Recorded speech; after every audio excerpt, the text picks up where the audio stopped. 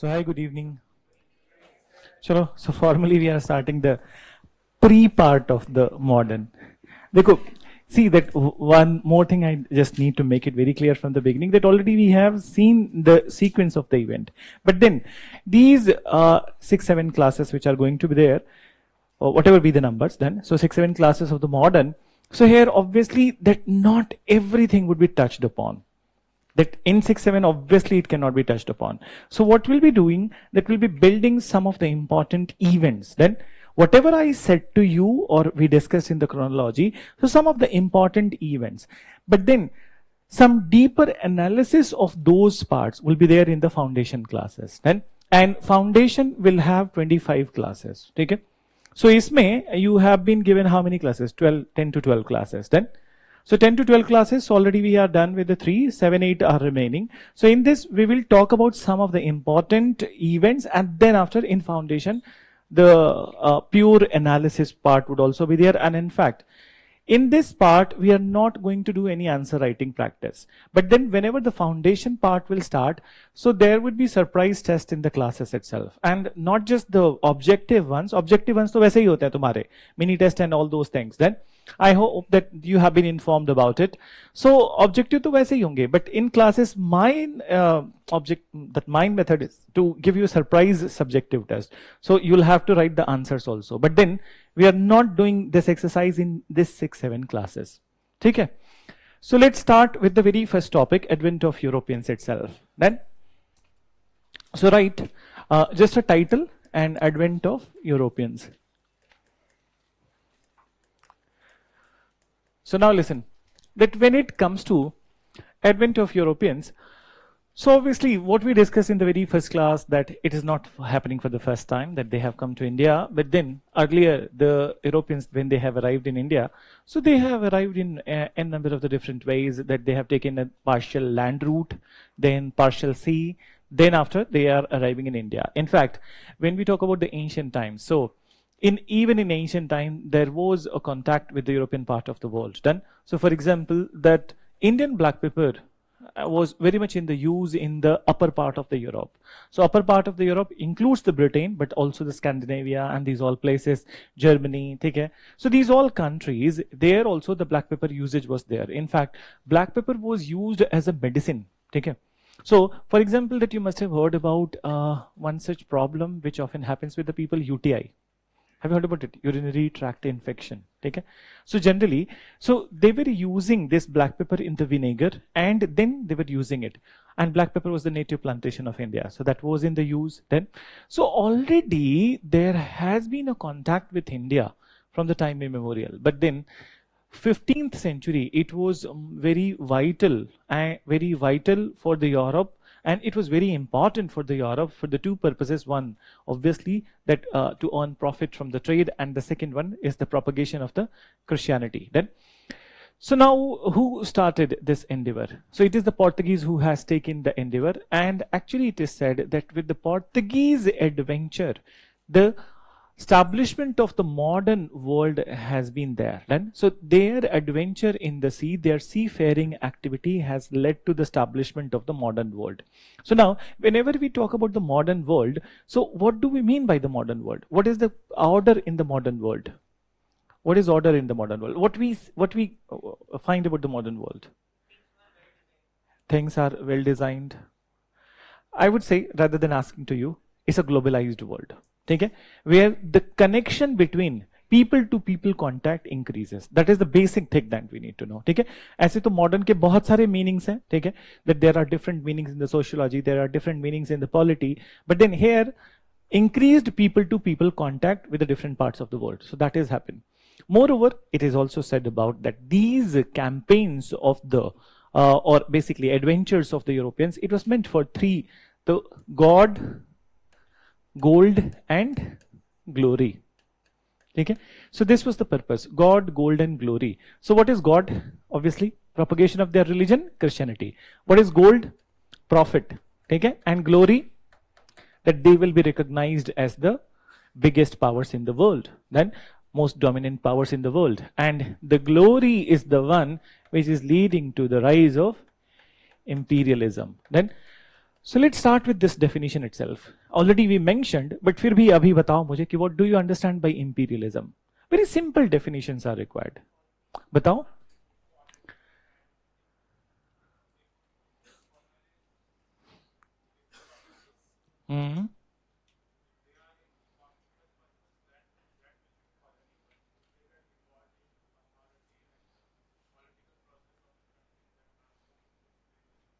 थोड़ा इधर उधर हो गया, but then annexation of one country by another country for political reasons, you said. ठीक है? Up to some extent, and then अच्छा चलो, I'll not ask imperialism. Tell me what is difference between the imperialism and colonialism. That will be better to ask. Now you बताओ. What is it? Imperialism is the, yes, both are see that imperialism ऐसा नहीं है कि imperialism सिर्फ idea है, ठीक है? It is also executed. Yes.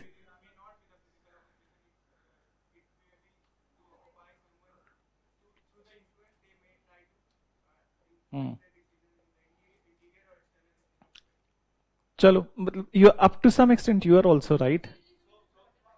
एक बार रुक जाओ. ठीक है, he was about to say something.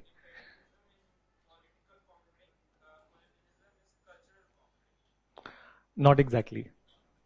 देखो, your last one, you say. Yes. Yes, very good. Exactly. This is what I wanted to listen. Then, so imperialism is the umbrella concept, and colonialism is a tool to establish imperialism. Okay.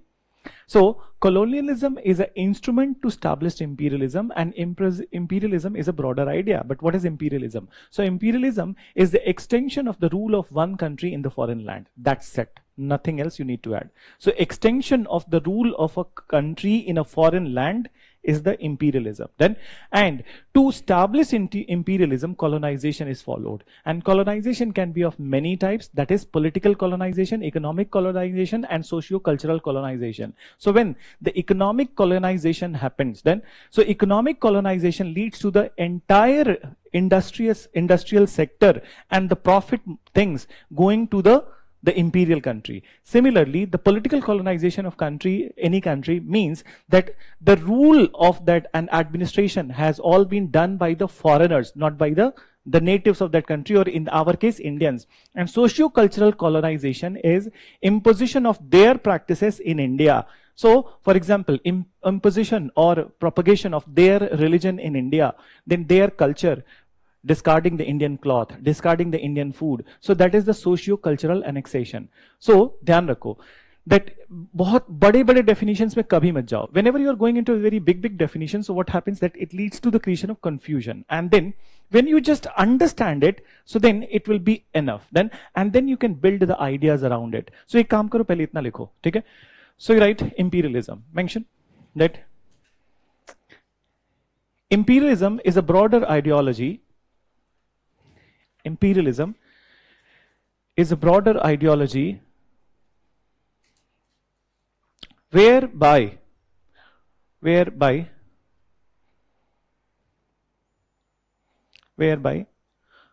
the authorities of a particular nation or country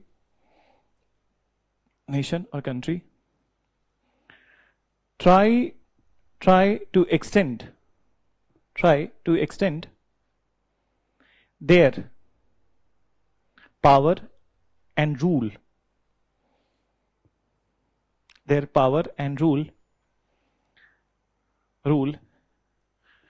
in the other lands or countries or areas. In the other lands, countries or areas. Full stop. Then change paragraph and then you write. Colonialism is an instrument. Colonialism is an instrument to achieve the goal of imperialism, to achieve the goal of imperialism.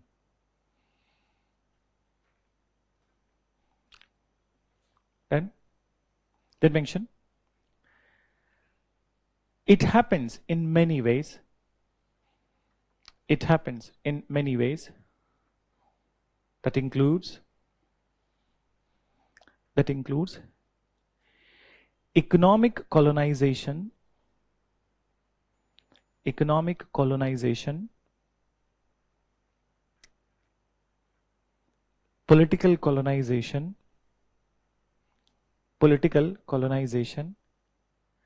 and socio-cultural colonization.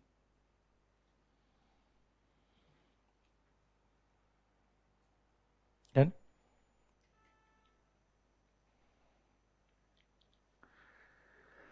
in the final stage of the colonization,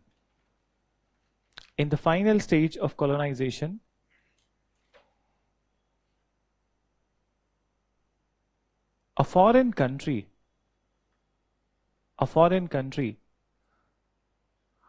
not only owns the means of production,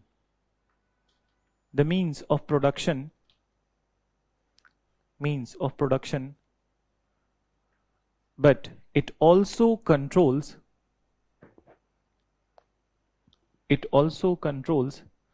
the socio-political life of the people. Socio-political life of the people. In other words, it leads to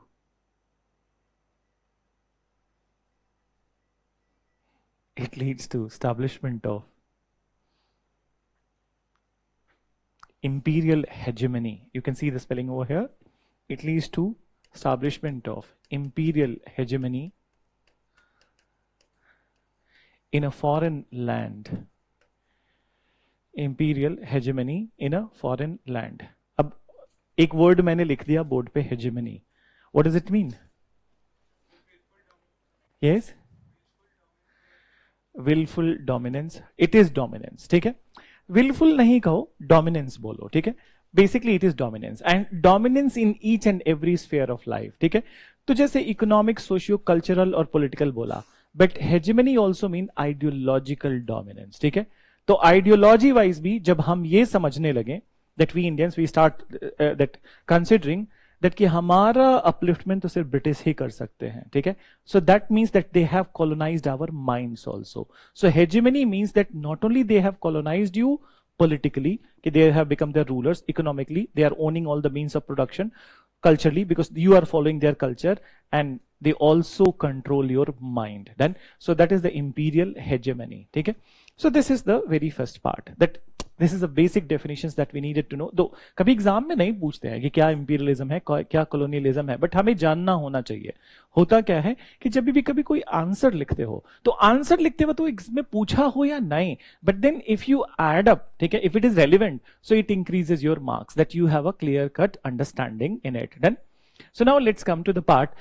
So I'll dictate that part, but what we were discussing, so these initial discoveries were all meant for the three things, that God, gold and glory. Okay? So God, gold and glory. Initially there was an enthusiasm of the exploration. समझना इस बात को.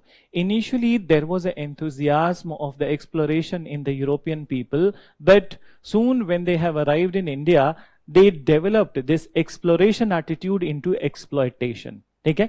And one of the company which went on to exploit us to an extent that we became slave, that was the British East India Company. Then, so एक paragraph लिखो, ठीक है? So you just write, mention that in the 15th century, the European world needed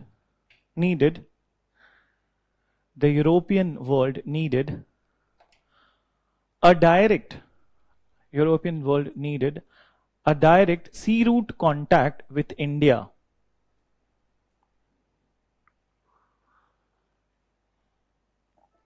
direct sea route contact with India, bypassing the influence of, अगर जो dictation तेज लगेगा तो मुझे बोल देना हाथ उठा के, I will slow it down, ठीक है. bypassing the influence of Arab traders and Middle East traders. Arab traders and Middle East traders. Done? Then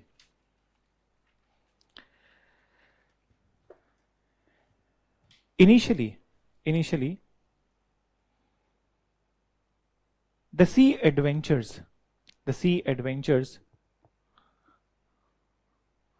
were associated with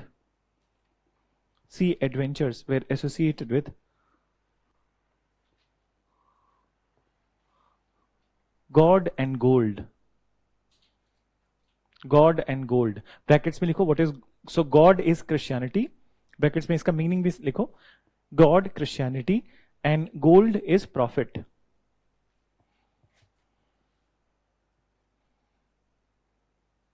But later, comma के बाद लिखो, but later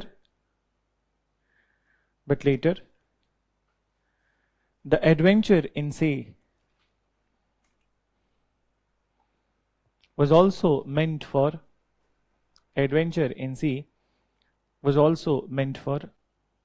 glory.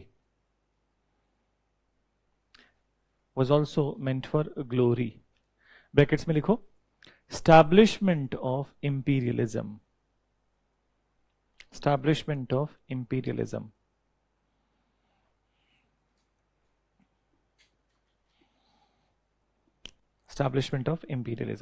Then, so now this is a kind of introductory paragraph, and then let's look at the first people. So understand that we had a little bit of discussion, but then it is in 1460s that Portuguese king, his name was Prince Henry. But since he was promoting the seafaring activity, what is seafaring? Adventure in the sea. So he came to be known as navigator. Then, so he started promoting. At the same point of time, even the Spanish people were also promoting. So in fact, there was this Queen of Spain, her name was Isabella. Then Isabella, she funded the campaign of the Columbus. Then to find the direct sea route to India. But unfortunately, Columbus did not came to India. He landed where? He landed over there in the America. Okay? But exactly not USA. Where he landed? West Indies. Then, so the islands of the West Indies, and this area he called West Indies. Not India. Eastern India is in East, but then he landed over there, so he called it West Indies. Then, but then, do you have any idea that who actually discovered America? Americio Vespucci. Then, so they were basically Vikings then, and they have discovered the North America. So already it has been discovered, but since they did not return back to Europe, कि tell कि हमने कुछ ढूंढ लिया है, ठीक है? So nobody knew. But later on, when the Europeans have gone to the North America, particularly US and Canada, so then they got to know that already some people have already arrived. Then, but anyways, so Isabella funded the campaign of the Columbus, and Columbus landed in West Indies. So this failed. Then, on the other hand, the people, the kings from the Portugal, they were very cautious in this regard, and they were campaigning for the India. So now, one of the sailor, his name was Bartholomew Diaz, and he was funded by Portuguese king John II. So what he did, that he circumnavigated Africa. So if we look at Africa, like this map, so basically Portugal is over here. So he has taken this route, then, and then he reached to the Bartholomew Diaz reached to the Cape of Good Hope. So half the way to India was discovered, and then after him, another sailor, Vasco da Gama, he started his journey in 1497. And moreover, that when he started, so he has reached to Cape of Good Hope, then Malindi, and from Malindi, I think I mentioned, the Gujarati pilot Abdul Mazid guided him to Calicut. Then, so now he has arrived in Calicut. In Calicut, the rulers in India were Zamorins, particularly in Kerala. Then, and ये मत समझना कि पूरा Kerala rule कर रहे थे वो, only the area of the Calicut. In fact, Cochin में अलग रूलर थे, त्रावणकोर में there were different rulers. So The Calicut ruler welcomed him, and that's how the trade relation started between the India and the Portugal. In fact, Vasco da Gama, he purchased goods from Kerala, and whatever he purchased, suppose he purchased a good in 1 rupee, so he sold that good in 60 rupees in the European market. So now you see, उस दिन के discussion में हमने क्या बात की थी कि इंडिया से कोई भी प्रोडक्ट अगर जो राइज होता था, if it is going to the Arab trader, then merchant of Venice, then Constantinople, so these all places, so it is turning 1 rupee turning into the 100, now 1 rupee turning into the 60, so it is good for the European people कि 40 रुपया तो कम हो गया, done, and it was obviously huge profit for the Vasco da Gama. Now the government of the Portugal has taken a note of it. They stopped funding private sailors. इसके बाद बंद कर दिया, ठीक है? After Vasco da Gama, when he has returned back in 1503, so they stopped sending private sailors and they decided that they will be sending their official convoy. So here we need to talk about some of their viceroys. Then, and in fact, if you get a question in exam that which particular nation from the Europe started the appointment of the viceroys, so that would be the Portuguese. Okay? And when it comes to British East India Company or the rule of the British in India, so viceroy position was initiated in the British scenario from 1858, but Portuguese are appointing from 1505. Okay? So the very first viceroy who was appointed in India, any idea what was his name? D. Almeida. Okay? So D. Almeida. So D. Almeida was the first viceroy who was appointed in India. Then and now, so what was the policy of the D. Almeida? So D. Almeida decided, अब ध्यान से समझना इस बात को. So just give me 1 minute.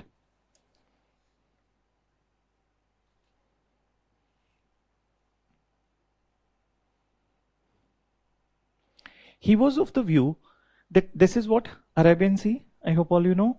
Then, so Arabian Sea. So he was of the view that if we control this Arabian Sea, entire Arabian Sea, on parts of the Indian Ocean, till this particular time, till this particular place, so then we will control the Indian trade entirely. There are other European nations then, so they will not be able to establish the good control with India. So to control the trade of India, we will have to control this entire area. And this policy he called blue water policy. ठीक है? But ये होगा कैसे? By building strong navy, then, and the navy which will be present over here. So this is what was initiated by D. Almeida. 1510 he returned back. He was called back to 1510. He was called back to Portugal, and the new person was sent as a viceroy. His name was Albuquerque. Then, so Albuquerque made this dream true. Okay, that he completely established the control of the Portuguese in the Indian Ocean and the Arabian Sea. So that's why for next 100 years it was the complete control of the Portuguese on the Indian trade. इसके अलावा एक और चीज है, ठीक है, that it is the Albuquerque who is considered as the real founder of the Portuguese power in India. You know why? Because he was the one who captured Goa from Bijapuri ruler. Then एक UPSC में भी एक question कभी आया है, and that question was basically, those were the time when nobody was able to contest the answers given by the UPSC, and that was a wrong answer which was taken into the consideration. So let me tell you this part. So suppose कि exam में एक question आता है that who for the first time in India, ठीक है, used cannons. So in options, if they give you Babur and Portuguese, tell me who you will be marking as a correct. Babur, ठीक है? That is the answer which was there in the earlier times. It is the Portuguese who used it for the first time, not the Babur. When Babur is using 1526. Battle of Panipat, and he already used, Albuquerque already used it in 1510 when he was fighting with the Bijapuri ruler. Then, so basically, इस question को कैसे और भी frame कर सकते हैं? Who for the first time used the cannons on land? Babur. But because Portuguese were using the cannons or top from their ships. ठीक है? So what they were doing, that they were bringing the cannons on their ship. उसको कपड़े से cover करके रखते थे, ठीक है? They were covering it with the cloth so that nobody can know. And then last moment they do, when they are moving from that place, they start bombardment, and that's how they captured the Goa. Then, So they got the Goa, and this is strategy very well worked for them. Then, so very well worked for them, and they actually established their control in the entire western coast of India. They have not only got the Goa, but also Bombay, parts of half the parts of the Bombay, and so as the Daman and Diu also. So it is the Albuquerque who is considered as the real founder of the Portuguese power. अब तुम मुझसे एक सवाल पूछ सकते हो कि when Portuguese are there, then their power is rising, they are controlling the entire Indian Ocean and so as the Arabian Sea. What about the rulers of India? What they were doing? Why not they controlling this area? So who was the ruler of India after 1526? Mughals. Mughals. Okay? In general, we'll say Mughals. Then, so now, that why not Mughals are controlling this area? The answer is Mughals never developed a navy. That was one biggest fault, or you can say the drawback of the Indian rulers. So basically, when we talk about the regiment of the Mughals, so it is starting from the upper part of the country. Then they have arrived from the Kabul, they have established. So they were never ever in the mood of building a navy. In fact, they better thought that we will create an alliance with these Europeans then for the naval purpose, for trade and commerce. We will pay them then rather than building a navy. So that was a biggest drawback of the Indian leadership. So Mughals had a very good relation with the Portuguese then, and they were dependent on the Portuguese ships for do trade and commerce. And that's why in the court of the Mughal, particularly in the court of Akbar, there was a huge influence of the Mughals, Portuguese. So I'll tell you one thing, one interesting stuff. In medieval history, you read about that Akbar was known for his good governance. He was open to all the religions, religious discussions then. So there was a question in 2014 which was asked about one such building which has been created by Akbar. The name of the building was Ibadat Khana. Then, so they asked that in paper they asked that what was the purpose of the Ibadat Khana. अब word wise जाओगे तो इबादत का मतलब तो prayer होता है. And there was one word which was written prayer hall. So majority of the people they marked prayer hall, but Ibadat Khana was not meant for the prayer hall. So now understand, Akbar created this building to have religious discussion and deliberation with the representative of all the religions then, which included Hinduism, Buddhism, Jainism, okay, Christianity, Islam then. And at that point of time, Christianity was represented by Portuguese then. So you will read in the medieval history that Akbar, after these all discussions, he went on to create his own religion. And what was the name of his religion? Dine Ilahi. Then, so Dine Ilahi. Basically, what he did that he incorporated all the good things from all the religions and then he created Dine Ilahi. So, at that point of time, Father Montserrat, ये नाम लिखना नहीं, बाद में foundation में लिखोगे. So, Father Montserrat was highly hopeful that he will convert Akbar to Christianity. Then, so, but then he was not able to do so because Akbar was that Akbar wanted a blend of good things at one place. So he did not got influence. Then comes the death of the Akbar 1605 and then his son Jahangir. Then, so one interesting thing about the Jahangir was not a believer of a religion. He was an atheist, then Nastik. Then, so he did not believe in the religion. And moreover, when Jahangir did not believe in the religion, so Portuguese were very hopeful that they will convert Jahangir to Christianity. So one funny incident happened that Jahangir was also very considerate to them because obviously trade and commerce unki wajah se ho raha hai, or different countries they are sending their manufactured goods. So Jahangir was persuaded by them, and then Jahangir said that I'm giving you 3 of my nephews. He said to the Portuguese, I'm giving you 3 of my nephews. And these are hardly 15-year-old kids then. So if they remain as Christians, you convert them to Christianity. For 6 months, I will also convert to Christianity then. So gleefully, Portuguese converted those 3 kids into Christianity. They became Christians, but then they did one mistake. The kids were converted to Christianity, but they were roped into promoting the Christianity. So these kids were given the Christian robes, Christian clothes, and a cross, and they were moving from one village to another village, talking about the Jesus Christ and talking about the principles of the Christianity. And these kids got fed up in 3 months. Obviously, the 15-year kid is more interested in playing than talking about the religion. And they cried incessantly before Jahangir that they will not be the promoters of any religion. So they reconverted back to Islam, and that's how Jahangir also did not convert it to Islam. Then, so this is a thing. So Portuguese had an influence. Now you're getting it, the hold of it, that why the influence of the Europeans started to increase in the Indian scenario, because they were very good in the shipping technology. Now, अब इसका effect समझना, अभी लिखवा दूंगा but समझ लो. तो Portuguese are dominating, and moreover Spain, ठीक है, it was also building a very strong naval force in the European part of the world. So एक 1500s के बाद, somewhere around 1530s, there was a treaty between Spain and Portugal. ठीक है, treaty क्या था, that they decided that Spain will explore. What they did, that यहाँ पे Africa के बगल में, if you see, so America over here, then, and here this part is the South America. So just for example, so now this is which sea, Atlantic or Pacific? Atlantic, ठीक है. So in Atlantic they created an imaginary line.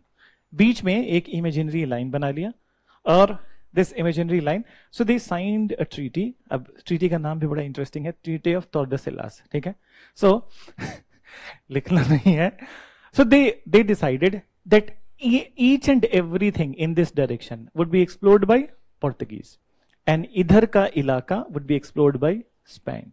So that's why Spain never came to India. ठीक है. Now understand, by 1575, Spain had one of the strongest navy in the world then, and it is called as Spanish Armada. So Spanish Armada was the strongest, and that's the time when the British Queen Elizabeth, she has noted down that she is also interested in controlling the Indian subcontinent then, and then she understood the importance of the shipbuilding. So she said to her people in Britain that ships make history. Ships make history, and if we want to improve our importance in the world scenario, global scenario, so we'll have to build the navy and the naval forces. Within 5-6 years, Britain built a very strong naval force, and in 1580 there was a big fight between Britain and Spain got defeated. So this was a major boost that of the morale of the Britain at that time, and that's how 1580s के बाद they were planning to come to India, but then that dream became true after in 1599. So there was a company which was created in 1599, which is known as Merchant Adventurers of the East. There are many names which are given to it. So the common name is the Merchant Adventurers of the East. So now this company got the permission of the Queen Elizabeth on 31st of December to explore the Indian route then, or basically explore the eastern world, and that's how they have started their journey towards India. So we'll talk about it, but पहले Portuguese लिख लो. So why? Later on, both the Spanish and Portuguese empire were attached with each other after 1600s. दोनों एक दूसरे के साथ हो गए, ठीक है. सो ये कहानी 1600 के पहले की है. 1600 के बाद both the Portuguese and Spanish empires were attached with each other, ठीक है. सो नाउ लिखो. सो पहले पोर्टुगीज एज अ टाइटल लिखो, and in this you write mention. So Portuguese king Prince Henry the Navigator. Portuguese king Prince Henry the Navigator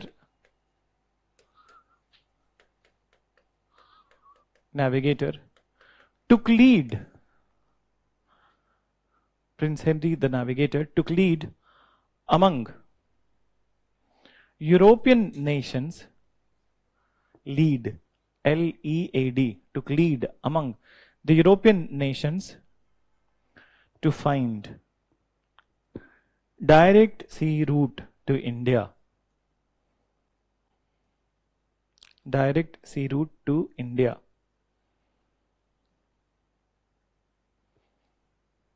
Sea route to India. Full stop. Though he was not able to see the success,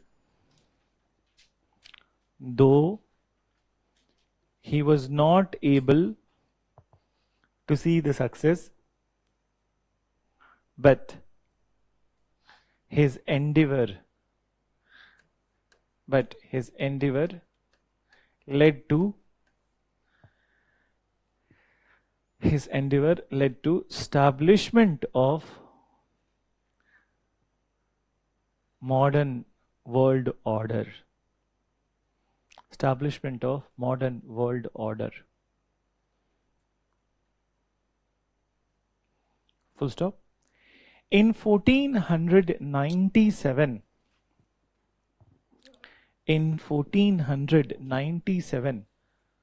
a sailor named Vasco da Gama, a sailor named Vasco da Gama started his journey. A sailor named Vasco da Gama started his journey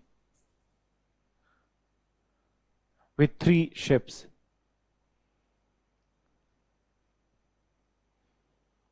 He was patronized by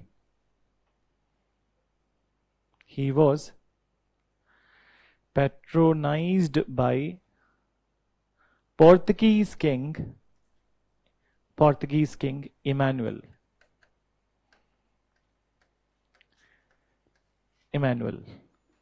Then see, जब भी कोई ऐसा word new मुझे लगता है तो I'll be writing on the board rather than asking me. You first you look at the board. If it is not written, तो मेरे से पूछ लो कि क्या spelling है, ठीक है? Fine. Then you write. In May 1498. In May 1498, with the help of Gujarati pilot Abdul Majid,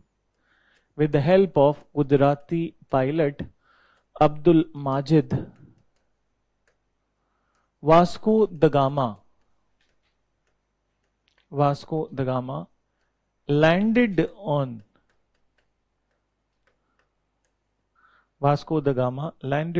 the coast of Calicut.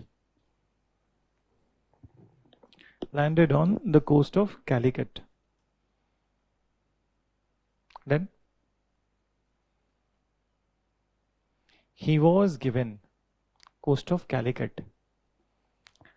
He was given grand reception.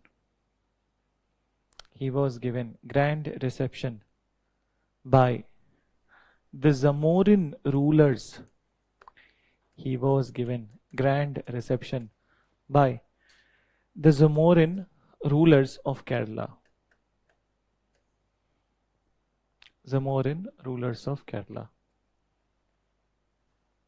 And full stop. You write. Vasco da Gama earned huge profit. So एक बार जैसे नाम लिख लिया Vasco the gamma, so you can use the short term, ठीक है, ताकि जल्दी से लिख सके, ठीक है. So Vasco da Gama earned huge profit by selling Indian goods in European market.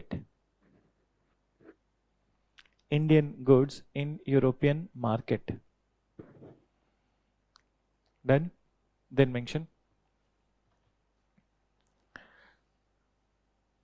In 1505,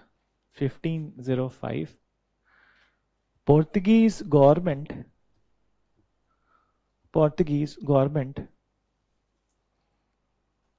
decided to send their official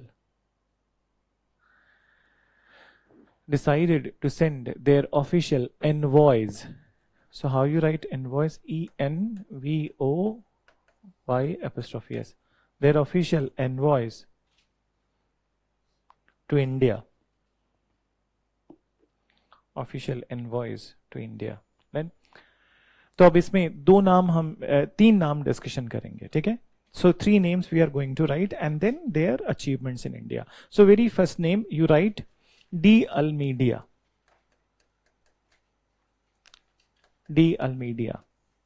And just write 1 word about him.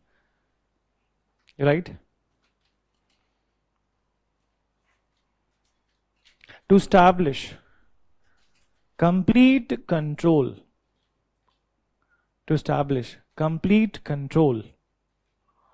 on Indian trade.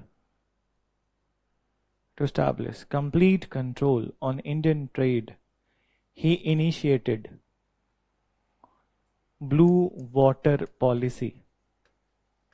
He initiated blue water policy.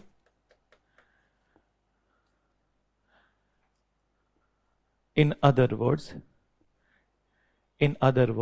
it meant MEANT. Fast तो नहीं है dictation, लिख ले रहा हो ना आराम से.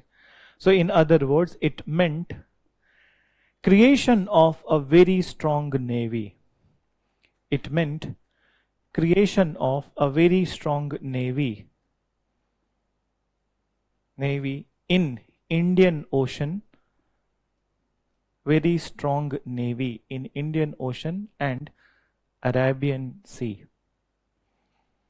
And Arabian Sea.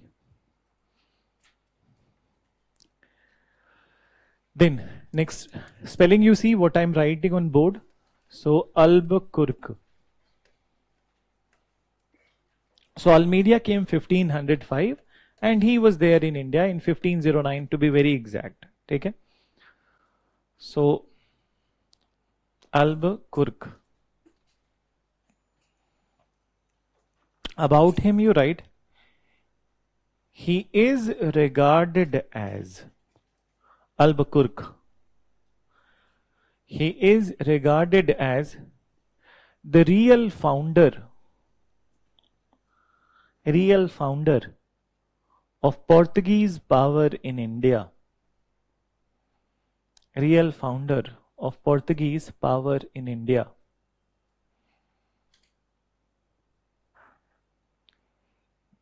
He established complete control. He established complete control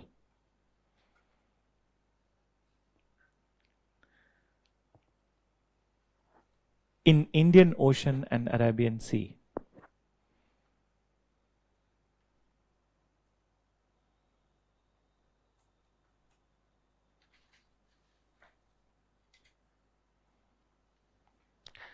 See, Rajat, you have asked a very profound question. Okay. So let's go ahead with this particular part, that whatever way we are going, just wait for it whenever the foundation classes will start. So obviously that there would be certain changes in those classes then. But since the idea of the pre-foundation is to give you the glimpse and the understanding of the most important events then, but then in those events itself, which we are discussing, much more deeper analysis would be done from the perspective of all the stages of the exam, including the mains, and so as even that the question which can be asked to you in the interview stage also. Then, so this course has been built to give you much more broader holistic understanding rather than just touching upon the topics. Then, so wait for it. Okay? So let's first build the topics till the number of the classes which has been assigned for this section, and then when the foundation starts, so you yourself will get the glimpse of the things, and then further things will be consolidated. Okay? So let's come to that part. What you have mentioned, last line padho. Arabian Sea. Then ek aur isme likho that he also conquered Goa from Bijapuri ruler. Goa from Bijapuri ruler.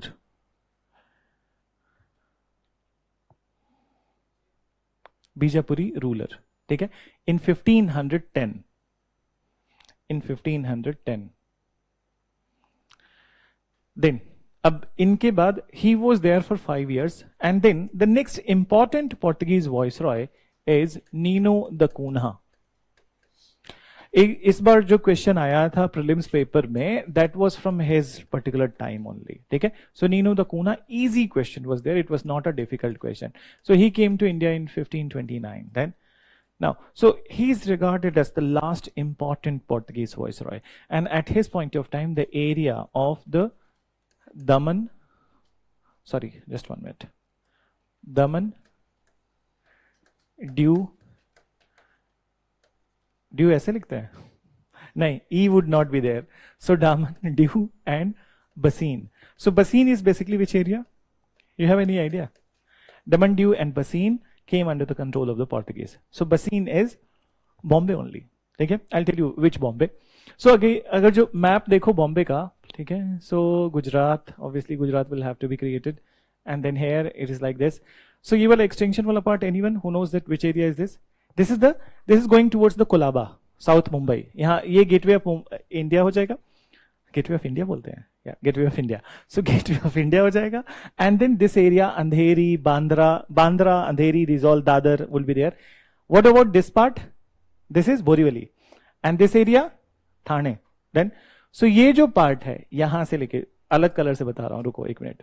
So this particular part, white part, this is Bassein, ठीक है, and this area is called as Salseet, ठीक है. So दोनों बॉम्बे ही है, but Bombay के दो part हो गए. So Thane area is called as the Salseet, and the area which is there in the proper Mumbai, that is the Bassein. So they got the control of the Bassein. Then, so this has happened by 1538. So 1534 to 38, he got everything. And actually, this territory due, he got from the Gujarati ruler Bahadur Shah. Okay? So mention karo, likho that Nino the Kunha, his name, and then you write he was the last important Portuguese viceroy in India. He was the last important Portuguese viceroy in India. Then mention during his tenure, Daman, Diu and Bassein, during his tenure, Tenure, tenure, Daman, Diu and Bassein became the part of Portuguese territory. Became the part of Portuguese territory. Done? Then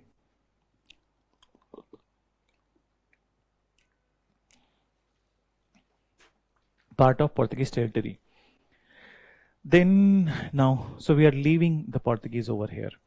See the other parts which are there. अब मैं ऐसे discussion में बता दूंगा तुमको, लिखवाऊंगा नहीं, ठीक है. So other parts, basically after it we talk about the influence of the Portuguese on the Indian society. So there are 2-3 things which are important as far as their influence is concerned. One is obviously the propagation of Christianity. That Christianity became a popular religion in India, particularly in the Goa part, Daman, Diu, ठीक है. So these all parts, it became popular. The other thing is that they have led an introduction of the many of the unique crops of India. Then, so which became part and parcel in the Indian society. So what are those unique crops or agricultural products that they have introduced? Tobacco they did not introduce. It was there in India. नशेड़ी India में बहुत जमाने से थे, ठीक है. So बताओ, indigo.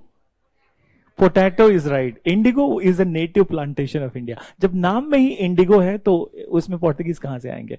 So they introduced potato, tomato, cashews. ठीक है? Potato, tomato, cashews and chilies. ठीक है? जो लाल मिर्च लगती है ना सबको, तो that was introduced by them. चाहो तो लिख लो, जैसे एक लाइन लिख लो, ठीक है? Mention that one of the impact of the Portuguese arrival in India. One of the impact of Portuguese arrival in India was the introduction of agricultural crops like potato, tomato, chilies, cashew nuts, new variety of pineapple,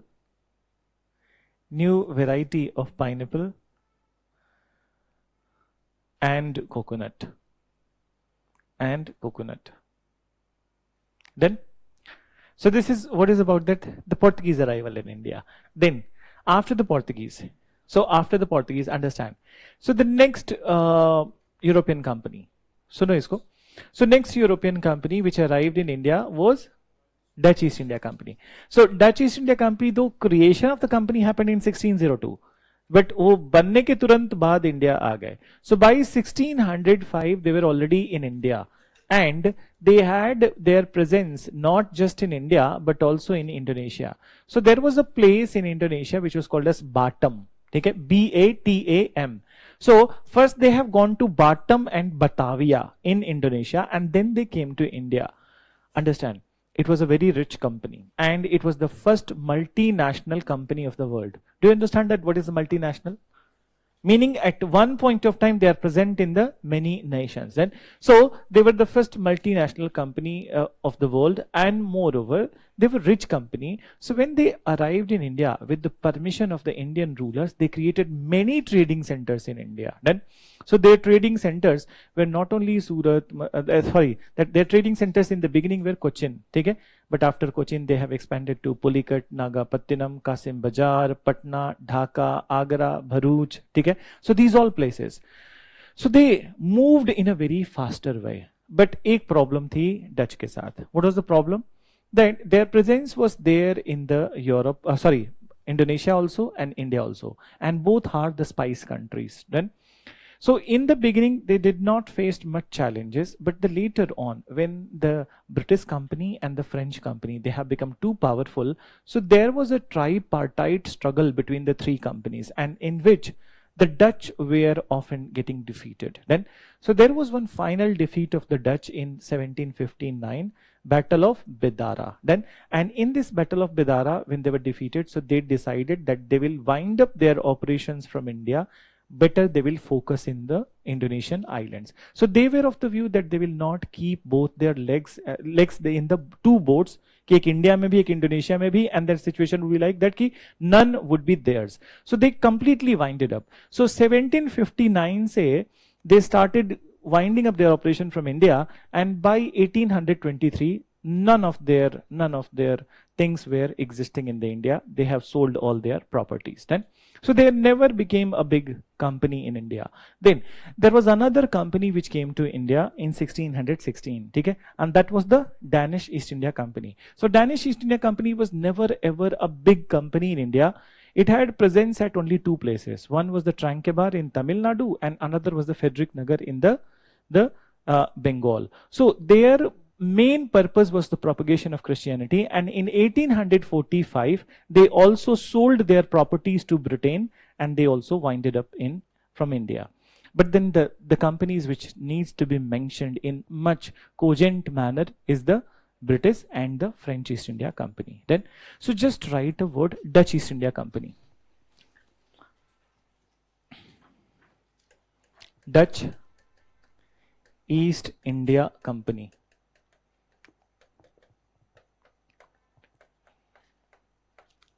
So in this you mention, it was created in 1602. It was created in 1602, and it was the first multinational company in the world. First multinational company in the world. So just listen one thing, that अब देखो जैसे कोई discussion होता है तो you guys start asking questions. So अब किसी ने पूछा है कि tea is also from Portugal, mango is also from Portugal. So I'll give you one very good idea that how to identify that which is the native plantation of which particular place. Then so ध्यान से समझना, but सब कुछ इसका मतलब ये नहीं कि टी भी वहीं से आ गया, कॉफी भी वहीं से आ गया, सब कुछ वहां से नहीं आया है. Just many of you must have studied binomial nomenclature by Carolus Linnaeus, or you might be knowing some of the scientific names. At least कुछ का तो पता है. So can you tell me the scientific name of mango? Mangifera indica. And what is indica indicating? India. So जहां पे भी जिस भी scientific name में if Indi word is there, so it is the native plant of India. So mango is native of India. चलो इसी sequence में मैं कुछ और questions मतलब plants पूछ रहा हूँ. Do you know the name, a scientific name of the neem? Very good, exactly. Pehla wala is difficult to pronounce, Azadiracta indica. So second is indica. Okay? So what is it? Indian origin plant, neem. Then Amla, sabko pata hai. Amla ka scientific name is that officinale indica.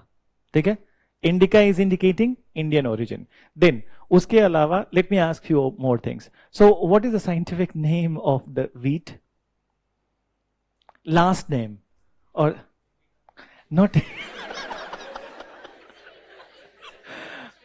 Astimum sativum. ठीक है, so sativum is not India. ठीक है, so no, that's a developed one. ठीक है, the original name is the Astricum sativum. So sativum is not Indian. So then now you got to know it is not Indian. Then अब एक और चीज पूछ रहा हूं. ठीक है, पीपल ट्री सबको पता है. एक मिनट रुको. सब यहीं पढ़ा दूंगा तो फिर दिन मॉडर्न का फाउंडेशन खत्म, यहां बायोलॉजी का फाउंडेशन हो जाएगा. सो नाउ इसका बताओ. बरगद. हाँ, बरगद. बरगद पता है ना. तो फाइकस बेंगलेंसिस. लास्ट में क्या है? Bengal. Benghalensis. Origin place is Bengal, so it is Indian. तो अगर if you get any such question, and actually UPSC ask this type of the question, which are the native plantations of India, then so if you happen to know their scientific name, just look at it and then you get the idea that it is actually Indian. Then so in majority of the plants some sort of Indi or Indian word would be there, so that would be the native plantation of India. So since Abhishek has asked about the tea, so tea का scientific name बताओ. Camellia chinensis. What is chinensis? China. So tea is the native plantation of China. So दो नाम होता है. There are two names of the tea, Thea chinensis and Camellia chinensis. Then so Thea and Camellia both. ठीक है. Last का word क्या है? Chinensis from China. So for example, there is a one very popular flower which is used in that puja part in Indian houses. Gudhal. ठीक है. जो भी नाम से बुलाते हो, Gudhal. So what is the scientific name? Hibiscus rosa chinensis. So from where? China. ठीक है. अब इसके आगे नहीं बताऊंगा. अब बाकी का practice you do. Done. So let's come back to this part. So what we were writing? 1602 लिखा था, first multinational company of the world. अब उसके बाद लिखो. So mention it was a rich company. It was a rich company which expanded in India. Which expanded in India in a rapid pace, which expanded in India in rapid pace. Full stop. They created their trading centers. They created their trading centers at, so I'm writing few places on the board, just write it. So mention Cochin, Kannanur, Pulicat, Nagapattinam,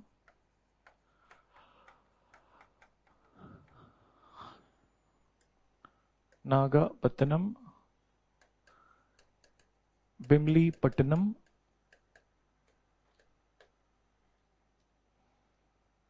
Kasim Bazar,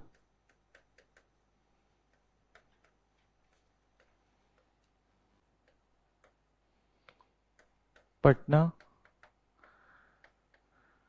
Dhaka. Dhaka is written as Dhaka, Agra, Bharuch, etc. So Agra, Bharuch, etc.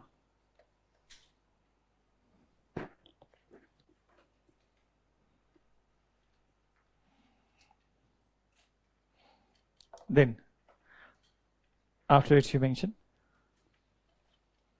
Agra, Bharuch, etc. Full stop. Then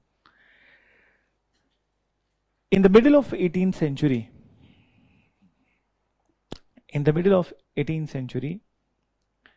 they faced stiff competition. In the middle of 18th century, they faced stiff competition with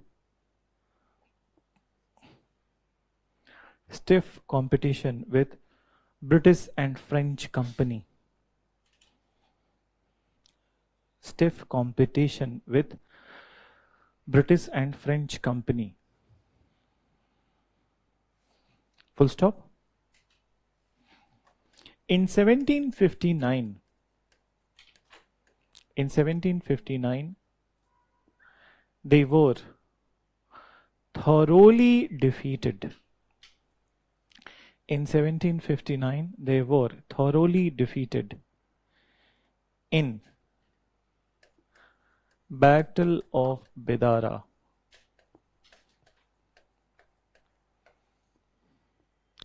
Thoroughly defeated in Battle of Bedara. After which they started winding up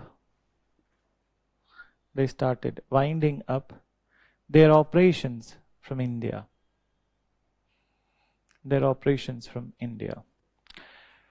So now listen.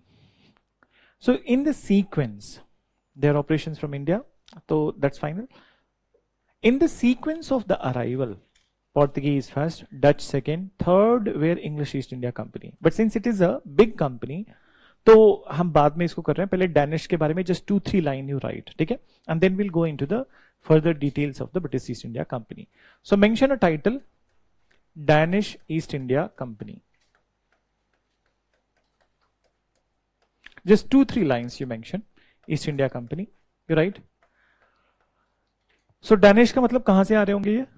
Denmark, ठीक है? So mention. They arrived in India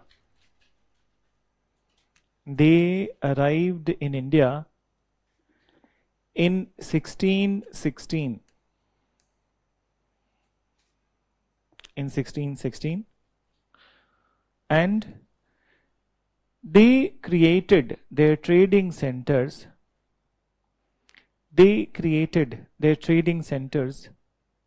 At Tranquebar in Tamil Nadu and Frederick Nagar.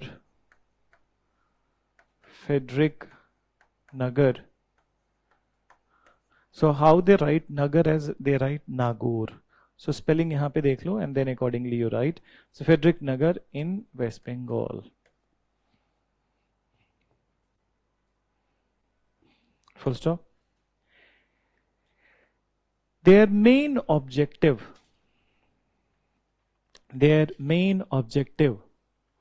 was not to earn profit, but to propagate Christianity.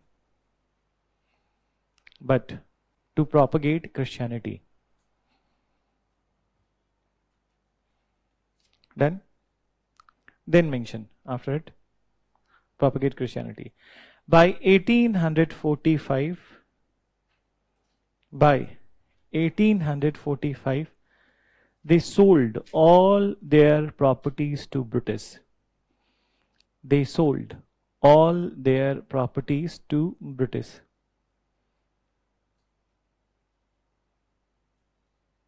Then तो ये भी चले गए by 1845. Now let's talk about the most important company. So British East India Company.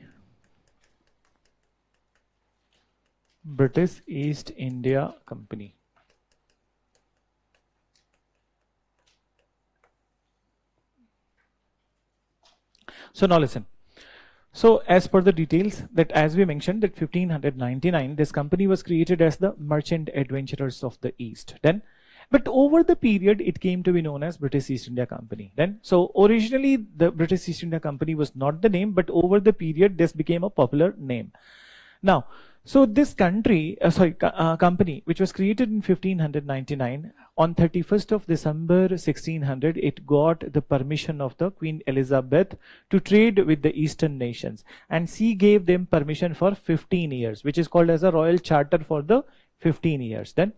So now they arrived in India. Okay? So company to ban gayi 31st of that, it was given the permission on 31st, but then when it comes to their arrival in India, so they arrived in 1608. Then in the court of Jahangir, and who was the first person? Sir William Hawkins. ठीक है? So William Hawkins, he came to the court of Jahangir, and William Hawkins was a very intelligent person. Then, so he knew that the language of the Mughal rulers was Turkish and Persian. Then, so he already before coming to India, he got married to a woman from the Turkey, and then he learned the Turkish language. Okay, and then he came to the Mughal court so that he can well conversate with the Mughal emperor.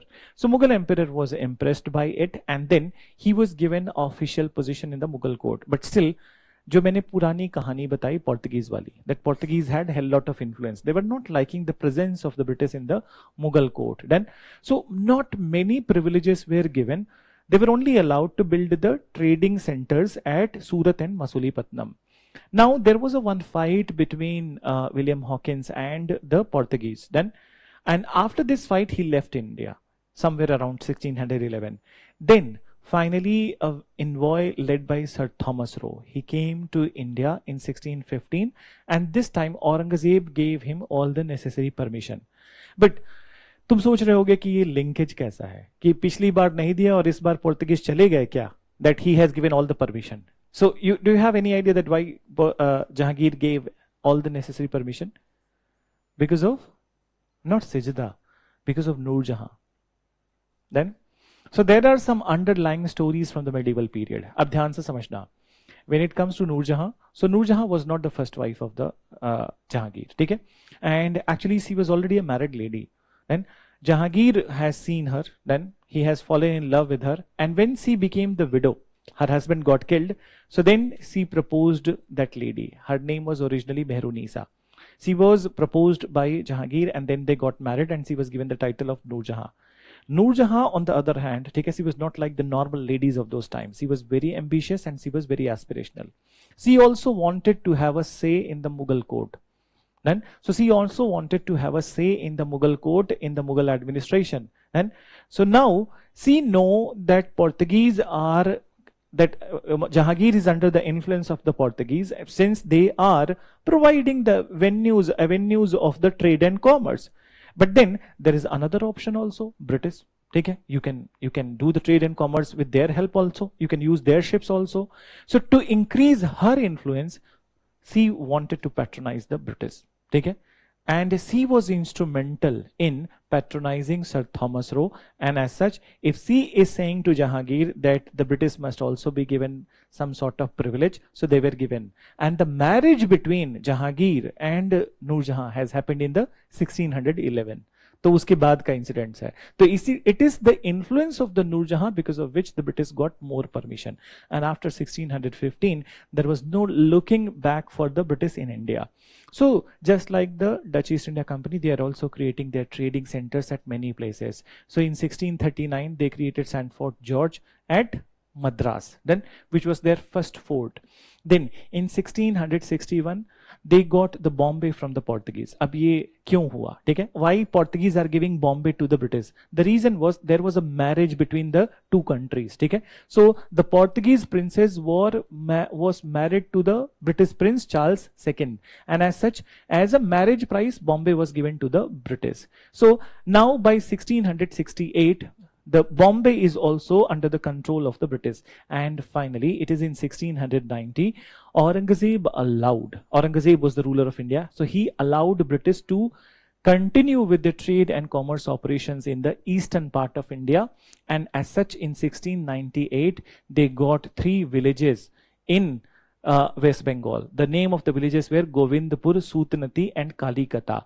तीनों village को एक साथ कर दिया and it became Calcutta. ठीक है? And they created their second fort in India, that was St. Fort William in Calcutta.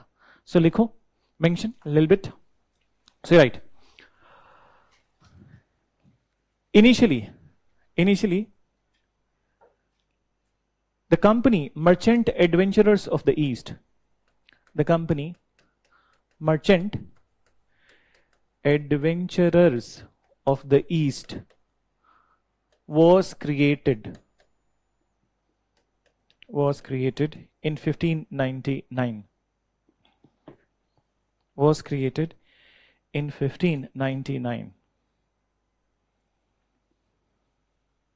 Right? But in due course of time, But in due course of time, this company popularly came to be known as British East India Company. Popularly came to be known as British East India Company. Then mention on 31st of December 1600, 31st of December 1600, Queen Elizabeth gave royal charter to this company. On 31st of December 1600, Queen Elizabeth gave royal charter to the company for 15 years. For 15 years to trade with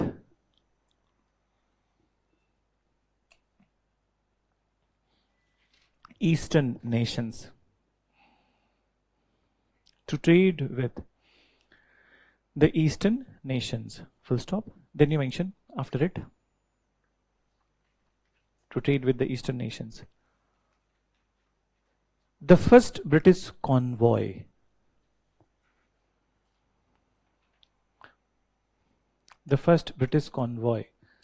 was led by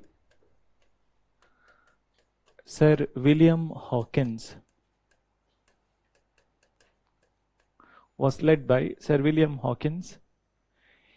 In the court of Jahangir.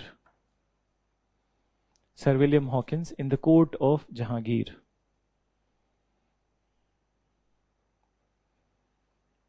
Who gave him official position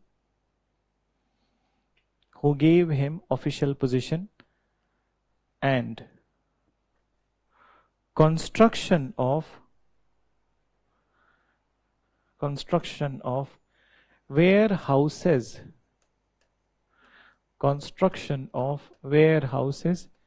began at Surat and Masulipatam.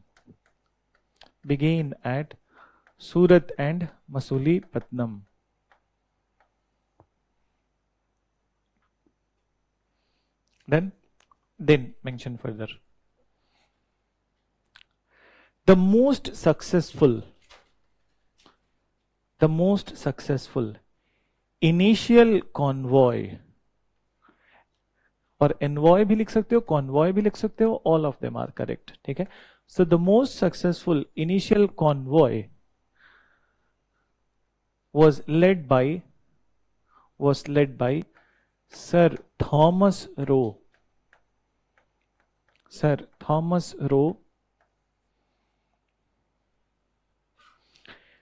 Visited, the most successful official British convoy was led by Sir Thomas Roe in the Jahangir's court. In the Jahangir's court in 1615. In the Jahangir's court in 1615. Full stop. He was given all the necessary permission of expansion in India.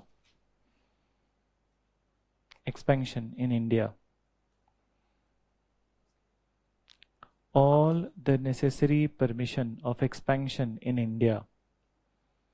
Full stop. In 1639, British got Madras, village of Madras लिखना. British got village of Madras from the ruler of Chandragiri.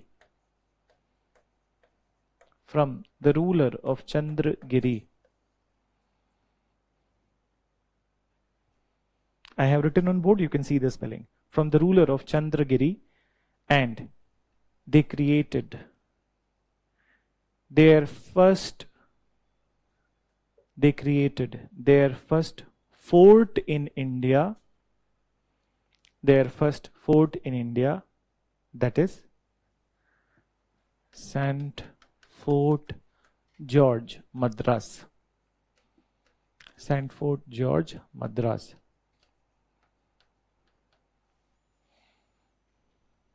Done? फिर से paragraph change करो and then you write in 1661 there was a matrimonial alliance. 1661 there was a matrimonial alliance between Portugal and Britain. Portugal and Britain. It led to transfer of Bombay. It led to transfer of Bombay to British Crown. Transfer of Bombay to British Crown. And later, in 1668,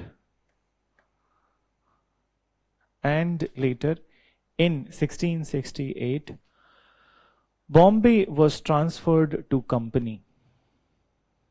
Bombay was transferred to company. Done? Then, come to the next one. Take it. So, mention. In 1690, Aurangzeb allowed. In 1690, Aurangzeb allowed company to operate their trade and commerce in Bengal. To operate their trade and commerce in Bengal by paying 3,000 rupees on annual basis. By paying 3,000 rupees on annual basis. कम लग रहा है ना? और मांगना चाहिए था. But you just see that that's the talk of 1690. 3,000 rupees is a much bigger, it's a not so big amount, but still it's not a small amount. Then, so he allowed on 3,000 rupees. And then after they are trading, and in 1698 from a zamindar of the Bengal Bardhaman area, they got these three villages. Okay? So the villages were Govindpur, Sootnati and Kalikata. तो उसमें से एक नाम choose किया, last वाला Kalikata, and then they named the area as the Calcutta. So their own flavor they have given, and they created their second fort in India, St. Fort William. Okay? So you write this information, mention. In 1698, British got the villages of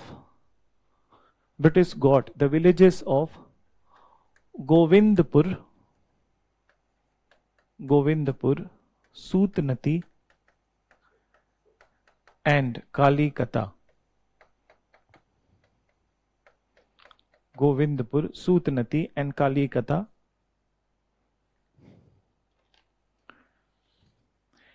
They clubbed these villages.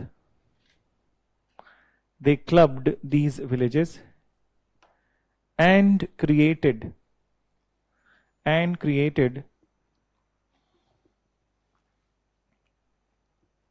St. Fort William, Calcutta. And created St. Fort William, Calcutta.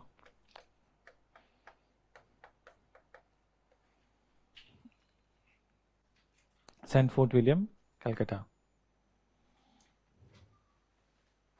Then, so now, listen. So up to this has done that these companies have arrived in India. Then, and British expansion. So we're just talking about it, how they have expanded in the different parts of the country. And then after the completion of this topic, we'll talk about their tussle, their fight with the different, not only with themselves, but also with the regional powers and the later Mughal emperors. So before moving into the French topic, I just want to have a little bit of discussion on the material that you want to refer, that you need to refer. Lease pay, yes, they were on lease. Okay? So in fact, everything was on lease then. So we'll understand the concept of the lease later on. So now I just want to ask you one thing, that have you purchased any book from the market? नहीं खरीदा है? अच्छा चलो मैं ऐसे ही पूछता हूँ, spectrum किसने खरीदा है ये बताओ? तो आधे लोग तो खरीद के बैठे हो, ठीक है, spectrum. So and why you purchased it? It is more conceptual. ठीक है, तो इतना कॉन्सेप्चुअल है कि उसी किताब में पढ़ते पढ़ते खो जाओगे. ठीक है, so I am not actually criticising it. ठीक है, देखो कोई भी बुक होगी तो obviously they will try to explain you more. ठीक है, explain it to up to certain extent that it leads to confusion. ठीक है, so now so my suggestion to you, ठीक है, no matter whatever books you have purchased, देखो सब book में history तो बदल नहीं जाएगी भाई. अगर जो 1857 है, so it must be written 1857 and they will not change the events. So it's not like that कि कोई book खराब है. Every book has some sort of information. Only thing is that in which book you are comfortable. So that you need to see that कि किसका language, किसका information comfortable है. तो ये हम decide करेंगे जब foundation start होगा. But उसके पहले मैं अभी चाहता हूँ that you all just go ahead with one NCERT, particularly when it comes to the modern Indian history. And if you are well versed with this NCERT, so I don't think that there would be any problem to you. So this NCERT is a class 8th NCERT and it is an old NCERT, not a new one. Okay? So old class 8th NCERT and it was authored by Arjun Dev.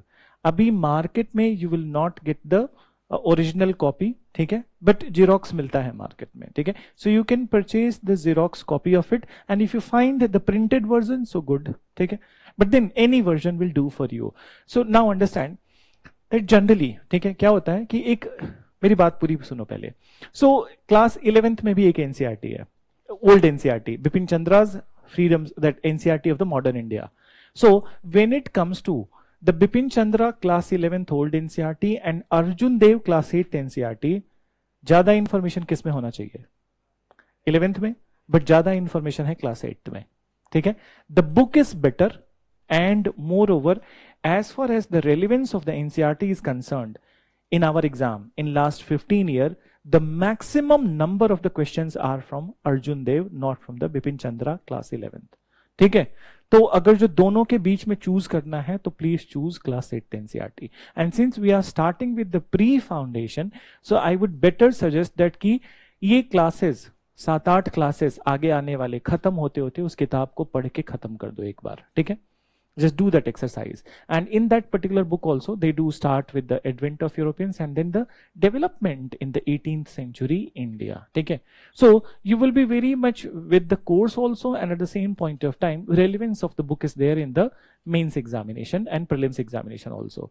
Then the second NCERT which I'm suggesting to you, इस दोनों के अलावा मैं कोई suggestion नहीं दूंगा तुमको, रखना है तो रखना, नहीं तो छोड़ देना. ठीक है, so second is the new NCERT of class 12th, themes in Indian history part 3. ठीक है, so that NCERT, listen, you will be majorly using after half of your foundation is complete. ठीक है, क्योंकि उसमें आंसर राइटिंग में आपको help होगा. More help would be there in the answer writing. The themes which are there, it is written more from the perspective of the mains examination. And many a times I have seen that in mains exam, some questions are there from that NCERT. Then, so you will be using it. Prelims में भी कुछ questions आ जाते हैं उससे, but then mainly you will be using it for the mains examination. And now you will start with the Arjun Dev.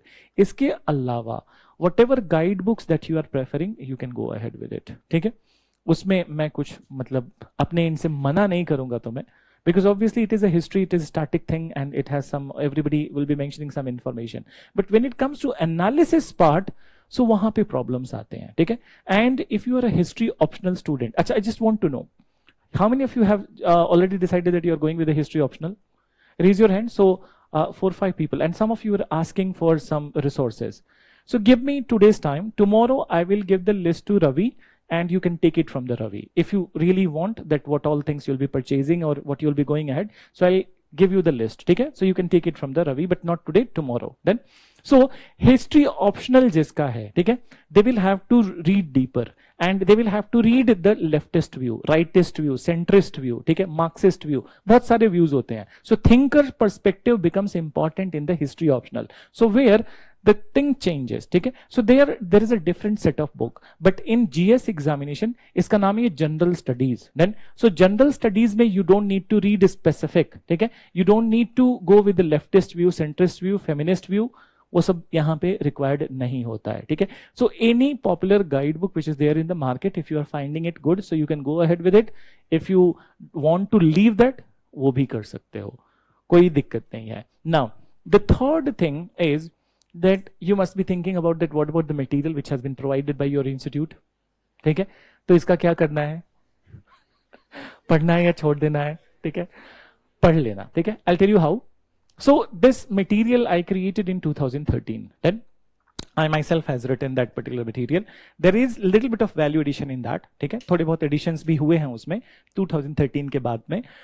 तो what you can do that कि एक बार ये pre and then foundation program साथ साथ चल रहा है, उसके साथ you just refer to the book whatever you find extra, ठीक है? That you can read from the vision material, and जो extra नहीं है वो part you can leave it, because obviously it is in resonance with the classroom program, that what is you are getting taught in the classroom program, that same sort of the themes are there over. So ऐसा कर सकते हो. So for example, जैसे मैं एक simple सी बात बता रहा हूँ, जैसे whenever the foundation courses start, so we elaborately discuss about the areas like Bengal, Mysore, Maratha, ठीक है? Then Punjab also, but then we don't discuss about the Sindh. Then so if you want to know about the Sindh, so we have mentioned in the text, ठीक है? You can see the Sindh from the text. Another example, India Nepal, British Nepal relations. Exam में कभी पूछा नहीं है पिछले 30 सालों में, लेकिन फिर भी किसी किसी को मन होता है कि जानना है मुझे, तो that is also mentioned in the text. Then so that you can see that whatever hasn't been taught in the class, hardly कुछ टॉपिक्स होंगे तो वो उसको रेफर कर सकते हो, ठीक है? तो don't go complete with the complete book, but do the selective reading from that particular book also, ठीक है? And if you have any question related to any such reference material, पूछ लो मेरे से आज, कोई भी किताब, कोई भी चीज, so you can ask. So I am leaving it to you. चलो 1 मिनट सोचने का दे रहा हूं, ठीक है? If I keep looking on you, तो you will keep looking to me, ठीक है? तो हम एक दूसरे को देखते रह जाएंगे, तो कुछ कह नहीं पाएंगे. वर्ल्ड हिस्ट्री के लिए अब तुमने अब जब दुखती रग पे हाथ रख दिया है, तो फिर then I will have to say something. So when did the world history syllabus started in the exam? 2013 onwards. Is it there in the prelims exam? Is it asked in the prelims exam? No. In prelims, you have only ancient, medieval, and modern, and art and culture. So these are the subjects which you will be more concerned when it comes to world history. So world history in mains exam, there is a very unusual trend of the asking question. So what they do, समझना इस बात को. In GS paper, 1 year they do ask 1 or 2 question. ठीक है? Next year 2 साल कोई question नहीं, फिर तीसरे साल there is 1 or 2 question, and out of all the questions from 2013 to 2023 that has been asked from the world history in the paper, 45% of the questions are from industrial revolution. ठीक है? 3 topics है, British industrial revolution, French revolution, and then so as the American revolution, ठीक है? सो अगर जो revolution पढ़ लेते हो, 3 से 4 रेवोल्यूशन है, तो आधा वर्ल्ड हिस्ट्री तैयार हो गया, ठीक है? बाकी बचा आधा world history. So the rest of the world history I would better suggest, if you are going for the GS exam, so there are 2 books I am suggesting. देखो, जैन एंड माथुर मत लेना if you have an optional. So then you can go ahead with the Jain and Mathur, but for GS people it is not required. Norman Lowe, according to me, is not required anymore. The two books which I'm mentioning, पतली पतली किताबें हैं, इसीलिए mention कर रहा हूं, ठीक है? One is the Ranjan Chakravarti, ठीक है? That you can go ahead with it, and otherwise you can go ahead with the Arjun Dev Contemporary World History, ठीक है? So इन दोनों में से कोई, both the books, either you take Arjun Dev Contemporary World History and or you go ahead with the Ranjan Chakravarti. कोई एक किताब ले लो, पतली किताबें हैं, आराम से हो भी जाएगा, ठीक है, and then your purpose would be solved. But then please don't go ahead with the 1500 pages book. You will not get time, and at the end of the day you will feel that why you prepared the subjects when it is not there in the prelims, and in the mains there is no usual trend of the subject. ठीक है, कुछ और? Which has easy language. ठीक है, अर्जुन देव has easy language. ठीक है, रंजन चक्रवर्ती भी ठीक है, but then you know Bengali people, ठीक है, थोड़ा सा मतलब इंटेलेक्चुअलिज्म ज्यादा रहता है. सो कोई है बंगाल से यहाँ?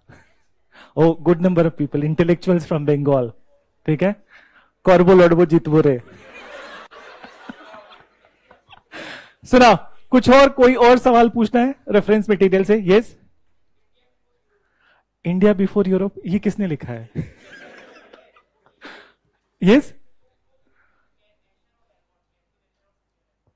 सी, ये तो मेरे लेवल से भी ऊपर हो गया. ठीक है, तो जरूर तुम बंगाल, वो बांग्लादेश वाला बंगाल से हो तुम. देखो, इंडिया आफ्टर गांधी मैंने सुना था, बिफोर यूरोप नहीं सुना था. तो एक काम करो, ये किताब मुझे गिफ्ट करो, मैं पढ़ के बताऊंगा तुमको. ठीक है, यूजुअल किताबें पूछो जो मार्केट में है. For example, let me, Ranjan Chakravarti you can ask, Plassey to partition, then BL Grover you can ask, then you can ask about the Sumit सरकार's बुक. ठीक है, so what is your ancient past? Romila Thapar. Then she is, listen, Romila Thapar is irrelevant in the present time. ठीक है, she is a leftist historian. So on a very practical level I'm saying to you, if you're reading her, so her version is a leftist version. I'm not saying कि गलत है या सही है, ठीक है, वो तो दूसरों को डिसाइड करना है. But then in the present context, her version of the history is not relevant in the exam. If you are reading it, so you'll be wasting your time. Then so you just leave the Romila Thapar's book. Arya Sharma, Oxford Penguin Publication. So Oxford publication. So you will have to bring the book. I'll mark the chapters for you. ठीक है. Pearson, Upinder Singh, ये तुम्हारा optional का सवाल हो गया, ये मत पूछो. ठीक है, मैं बस जीएस वाला पूछ रहा हूं. उपिंदर सिंह पढ़ना है जिनका ऑप्शनल है selectively. Then which one? Plassey to partition, Shekhar Bandyopadhyay.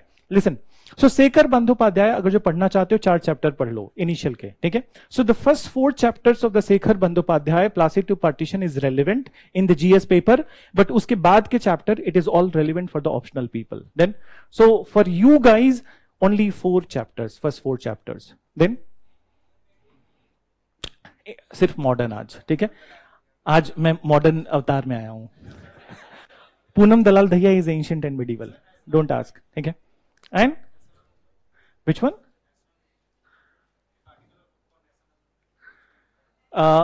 India's Bipin Chandra, Mridula Mukherjee, Sucheta Mahajan's book. So Struggle for Independence. ठीक है, so Struggle for Independence, that is the name of the book. So this is the last question I'm entertaining, और फिर मैं French start करूंगा. So now listen. See, Struggle for Independence written by Bipin Chandra in Penguin publication, and it has 4 more writers. That's a very good book, I would say. It has 39 chapters, ठीक है, and the first chapter starts with the 1857, ठीक है, but उसके पहले का history is not given. So it's a very good book. In fact, UPSC has asked n number of the questions from that in mains exam. But problem is that nowadays people are not studying this book because people say कि prelim specific information नहीं है. ये गलत बात है. 1857 से लेके आजादी तक till independence, whatever has been mentioned in the novel format, if you have the ability to extract information, so it is irrelevant. But it is a lengthy book. ठीक है? So it takes little bit of time. So if you are going with that book, so I would suggest that 1857 के पहले का part, you do it with the NCERTs, and after that you do it with the Bipin Chandra. Then no other book. ठीक है? But then, as I mentioned, that very less people go ahead with that book in present times, but it's still a good book. So there isn't any doubt about it. अब इस discussion को छोड़ देते हैं यहाँ पे, and you guys purchase Arjun Dev class 8 NCERT, start studying with it, and midway I will take the survey in the class that how is the progress. what you are doing. So then we'll further have a discussion the reference material. And as far as the optional people are concerned, कल मिलो मेरे से, ठीक है? So we'll give you the list separately, ठीक है? So let's write French East India Company. I'll give you break, but French कर लो तब. So French East India Company.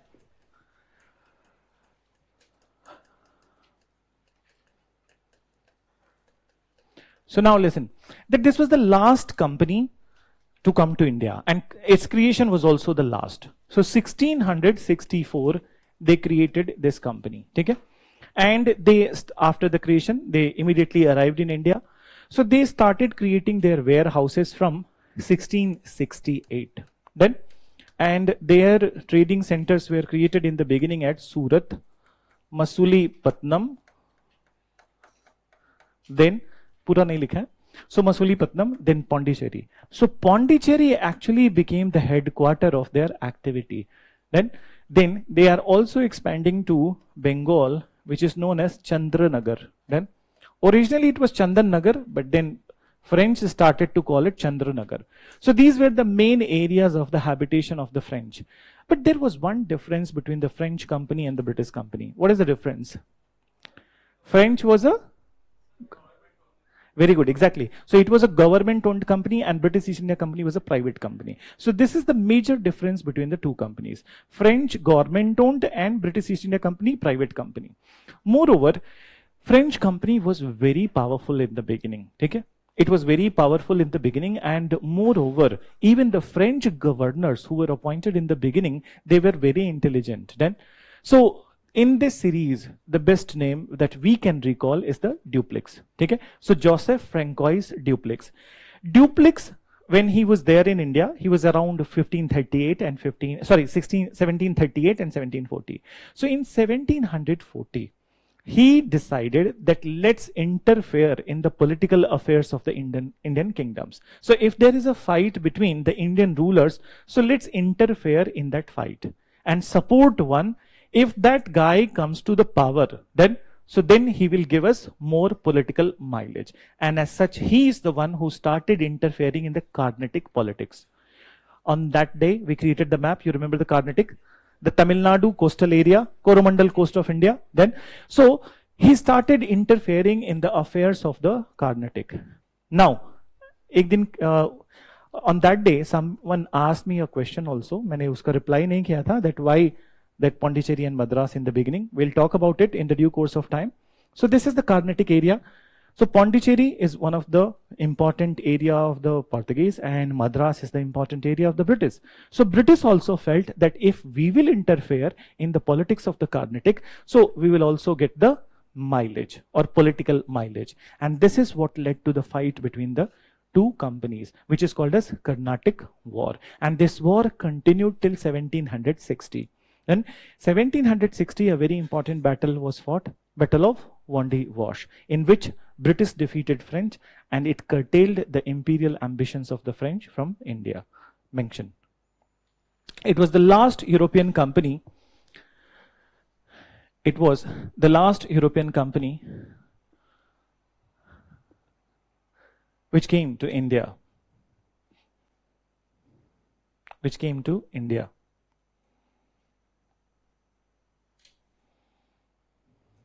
Then mention after it. It was created in 1664. It was created in 1664. And its presence in India started from 1668. Started from 1668. Then mention. They created their trading centers at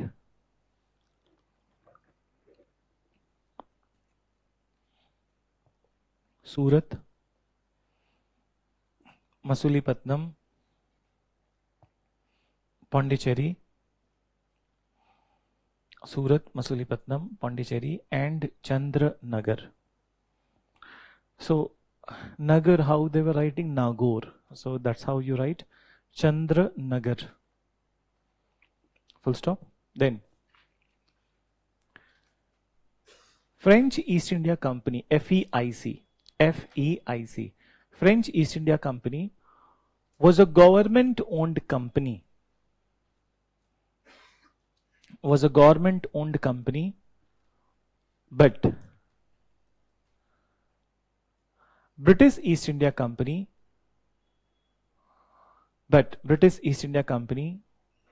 was a private entity. Was a private entity. ENTITY. Was a private entity. Full stop. Then mention. Paragraph change karo and you write French governor Dupleix in 1740. French governor Dupleix in 1740 started the strategy of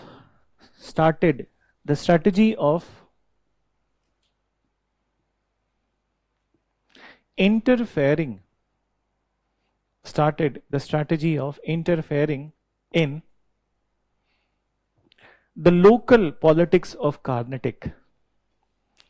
Interfering in the local politics of Carnatic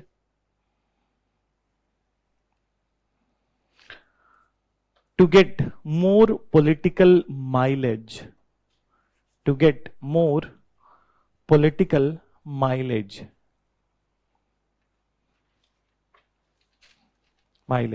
Full stop. Very soon, British East India Company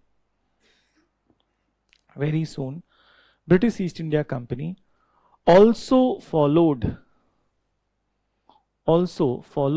in the footsteps of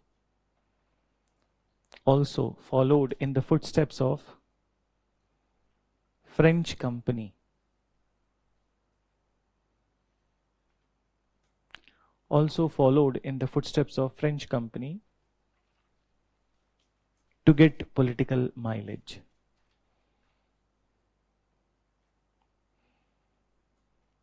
To get political mileage. Full stop. It led to fight between the two companies. It led to the fight between the two companies, which continued for next 20 years.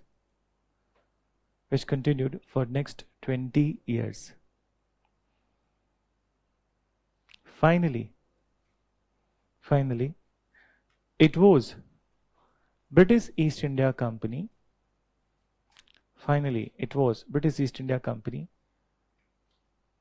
Which was victorious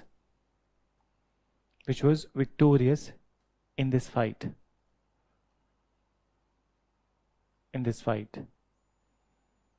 Then, so rest is in the Carnatic we will discuss. Then, so now you take break, and then after the break, we'll move to the second theme as we have gone in the chronology, that is the later Mughals. Okay? So we'll talk about them. Okay? So take 15-minute break, and then we'll start with the later Mughals. So now, chalo, let's start with the later Mughals.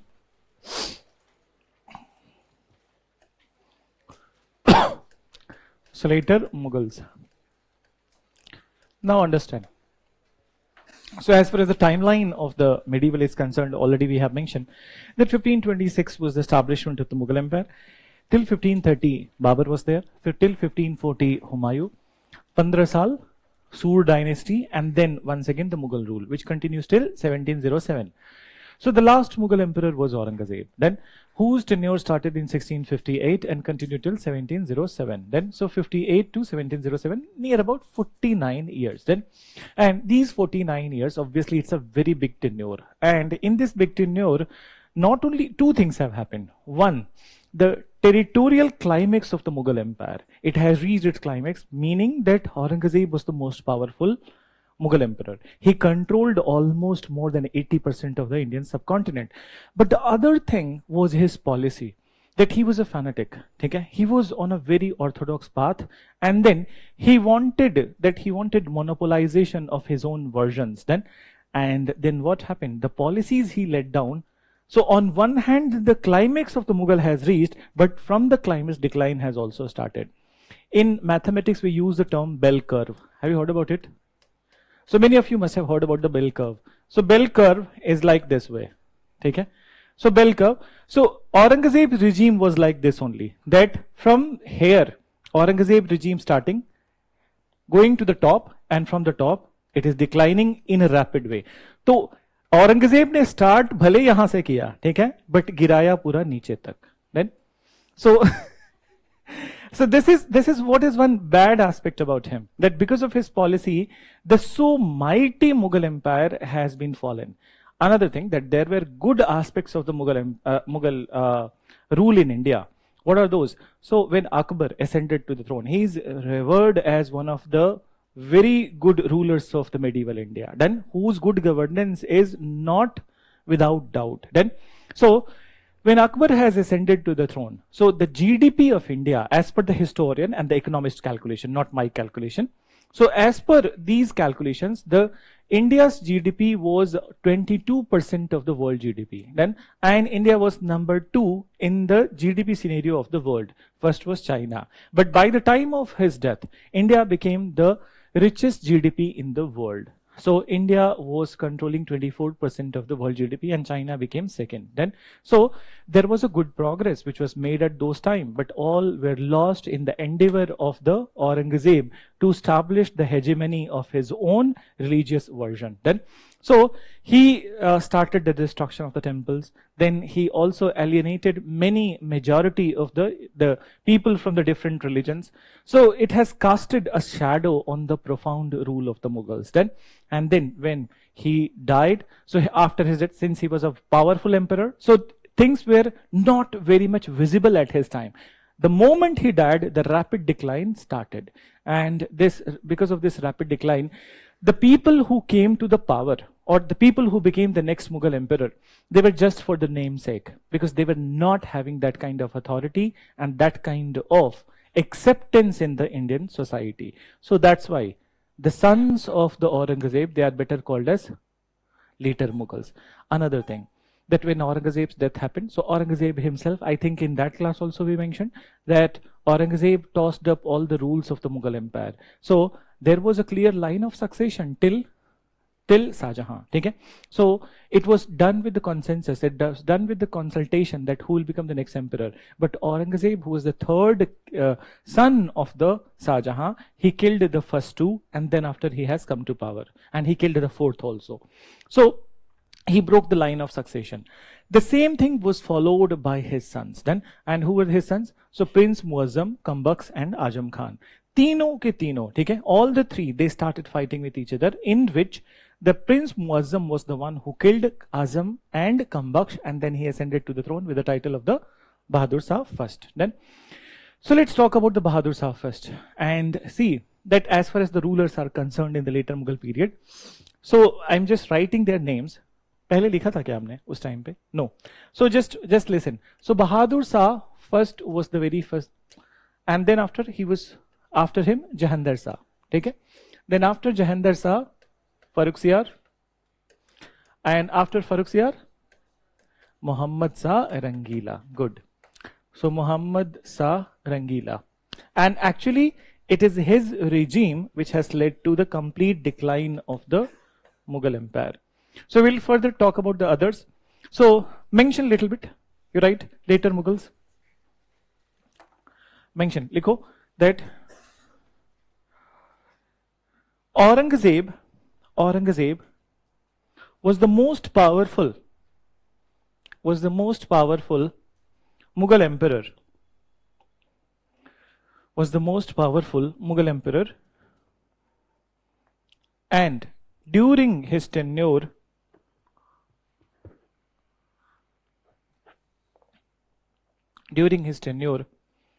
Mughal territory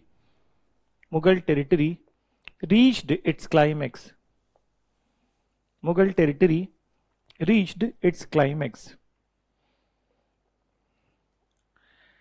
But at the same point of time,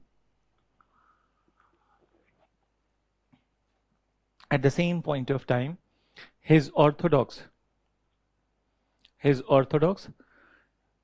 religious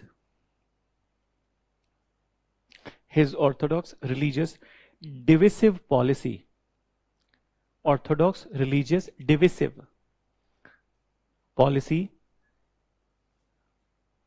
led to decline of Mughal rule and their authority.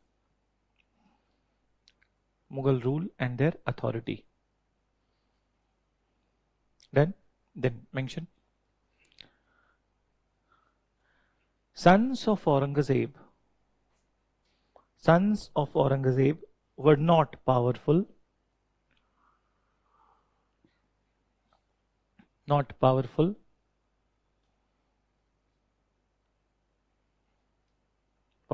and authoritative.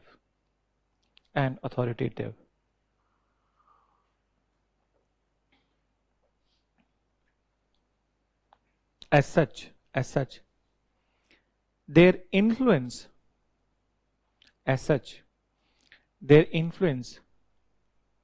in the Indian political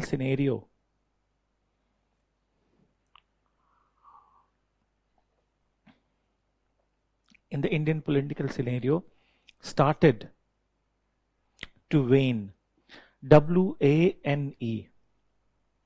Started to wane, खत्म होने लगा, ठीक है? Then mention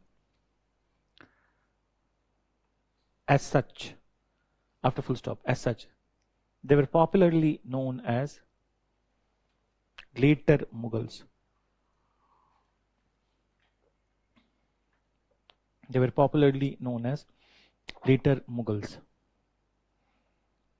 Full stop. Majority of the later Mughal emperors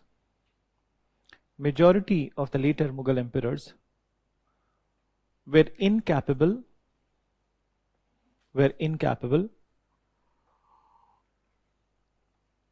and didn't had the character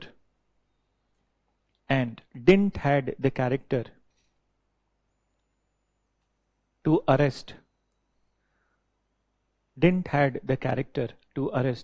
the decline of mighty Mughal empire.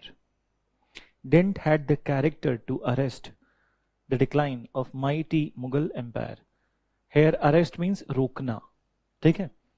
So it's been used in a different way. So now this is what we have to say about the introduction of this, why they are called as the later Mughals, and then why their weakness has led to the weakness coming into this country, and it is giving an invitation to the foreigners to invade and establish their rule. So if Aurangzeb would have been better, so British would have never ruled this country. It was for sure. Then if he would not have been religious divisive, so British would not have got the chance beyond a point. So anyways, whatever that is. So now let's talk about the very first one. So in a one go, I'm talking about the 3-4 rulers, and then we'll write about them. Okay? So just listen. So Bahadur Shah, he came to power. And as we mentioned that he came to power by eliminating some of his brothers. Then, but as far as his nature is concerned, he was a better person. Then he knew it very well that he's not a strong military commander. So he will have to seek the support of the people from the Indian society. So he started seeking the support of the people from the Indian society. So he established a friendly relation with the Jats, Bundelas and Rajputs. Moreover, he also offered peace to the Sikh community. And who was the Sikh Guru at this time? Guru Gobind Singh. Okay? So last Guru, Gobind Singh. But then the moment he has made this offer, Guru Gobind Singh was not okay. He was ill. And then after some point of time, his death happened. Then, so when his death happened, so Sikh community, they decided that they will not accept any peace offer with the Mughal. Then, so do you have any idea that why they were like this? कि अगर जो सामने वाला आगे से हाथ बढ़ा रहा है, तो then they must be accepting. But why Sikh community was averse to it? That they did not wanted any friendly relation with the Mughals. The reason is war Anglo Sikh तो अंग्रेज हो गए ना, मुगल कहां आए? What is it? So basically what he's trying to say that actually the rivalry of the Mughal house was there with the Sikh community. I'll tell you something, okay? Something from the medieval times. So Mughal people, okay, particularly that see that in the rulership it happens that some good initiative, some bad initiative, some crimes were committed by them, okay? One of the initial crime was committed by the Jahangir himself then, and it was Jahangir who was responsible for the killing of the Sikh Guru Arjan Dev. Then I'll tell you the story, small story. So story is, we all know about Akbar. Akbar's first son was the Jahangir, and his name was Salim. And actually, Jahangir was a son from the Jodha. Then, so he was the favorite child of the Akbar. But then Jahangir was always under the influence of the intoxication. Okay? He was so much of inclined towards the wine. Then, so intoxication. Moreover, who was the best friend of Akbar? Any idea? Birbal. Okay? So Abul Fazl was the best friend of the Akbar. Not Birbal. So Abul Fazl was the one who wrote the biography of the Akbar, Aine Akbari. And the translated one is also known as the Akbarnama. Okay?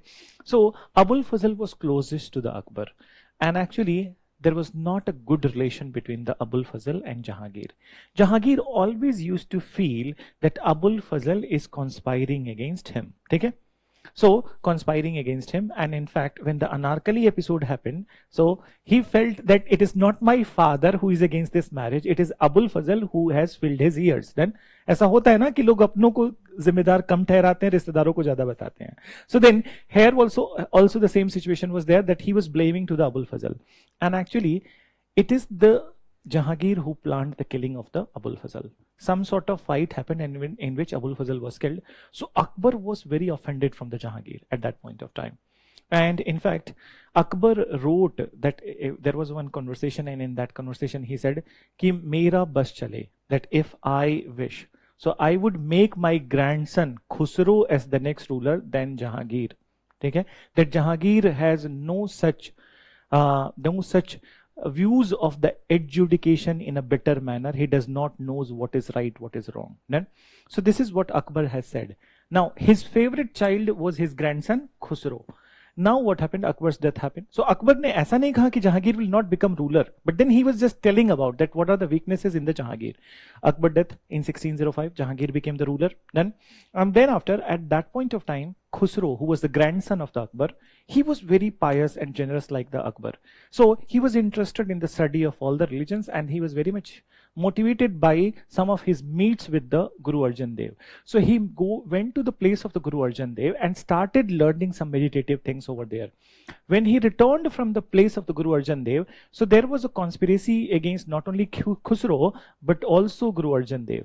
So for the for this particular conspiracy, because of this particular conspiracy, Khusro was put into the jail, and Guru Arjan Dev was brought into the Mughal kingdom, and 9 days continuously he was tortured. Then hot boiling water was poured on his body, and on the 9th day, Guru Arjan Dev, his death happened. So this is the beginning of the rivalry of the Mughal house with the Sikh community. If that was not enough, so when the Sikh have started, that after some point of time they have started being little reconciliative, then the Aurangzeb happened, and Aurangzeb killed the Guru Tegh Bahadur, where Seesganj Gurudwara, Chandni Chowk. Then, so that was very fresh in the memory of the Sikh community, and they did not wanted to conciliate with the Mughals. So that's why with Bahadur Shah they did not accepted any kind of treaty. I hope you got it. ठीक है. सो देखो होता क्या कि बहुत सारी छोटी छोटी स्टोरीज होती हैं जो इंटरकनेक्टेड होती हैं, पीछे से फिर देन उसके पीछे से. So if you know it, so it becomes easier to understand the history. So now what happened, that this all is said and done, and then after in 1712 death of the Bahadur Shah happened, because he was already very old, and his death was the evident of the character of his sons, who started fighting on his dead body, and even they forgot to bury his dead body for more than 2 months. Then so he was left unburied for such a long duration, and then after they started fighting for the power. So this itself is indicative that they have left even the finest or one of the most generic etiquettes. I'll tell you something good about the Aurangzeb. Aurangzeb was enemy of Darasiko, his brother, then, because Darasiko will become the emperor if he does not contest. He fought with Darasiko, he killed Darasiko, but he did not forget to perform the last rites of the Darasiko. So he performed last rites of the Darasiko. But then his sons and his successors, they don't have this etiquette also to perform the last rites. So it itself is indicative that they were not powerful. They were all going after the lust of the power. Okay. So mention, right? So you mention, what is the last line you have written? ठीक है, तो paragraph change करो, लिखो after the death of Aurangzeb, after the death of Aurangzeb, Bahadur Shah, after the death of Aurangzeb, Bahadur Shah first ascended to the throne. Bahadur Shah first ascended to the throne.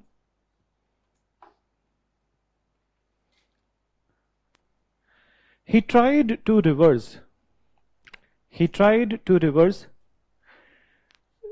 religious divisive policy. He tried to reverse religious divisive policy of Aurangzeb. DIVI, divisive, या divisive, ठीक है, policy of Aurangzeb. He stopped destruction of Hindu temples.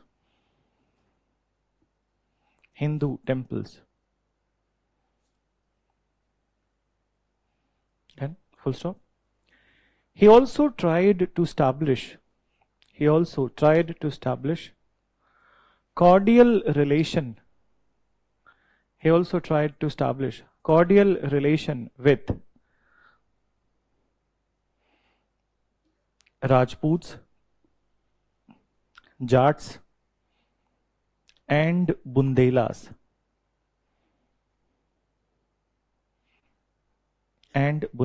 Full stop. His peace proposal was not accepted.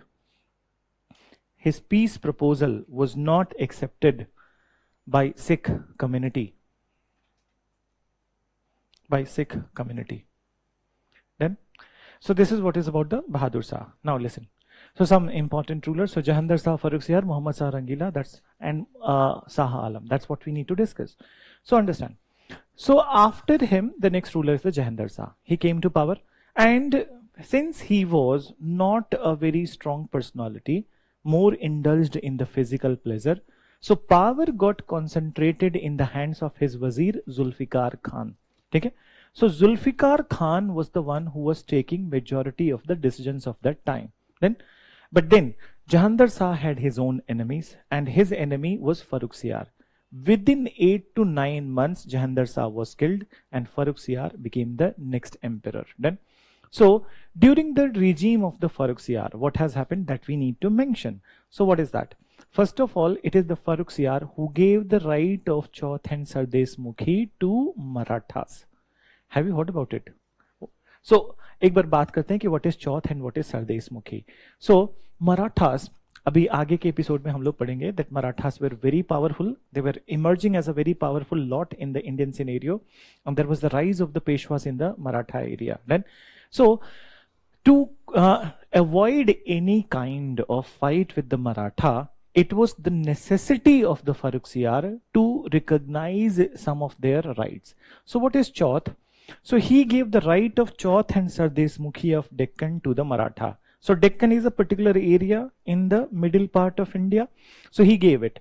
What is Chauth? So Chauth is exactly 1/4 of the total revenue collected from Deccan. So suppose करो कि 10 लाख अगर जो revenue collect हुआ है Deccan से, तो how much would be Chauth? 2.5 lakh. ठीक है? So that will be given to the Marathas. Additionally, 10% levy was charged on that Chauth. Then, so that is called as Sardes Mukhi. Levy, you understand what is levy? Tax है या tax पे tax है?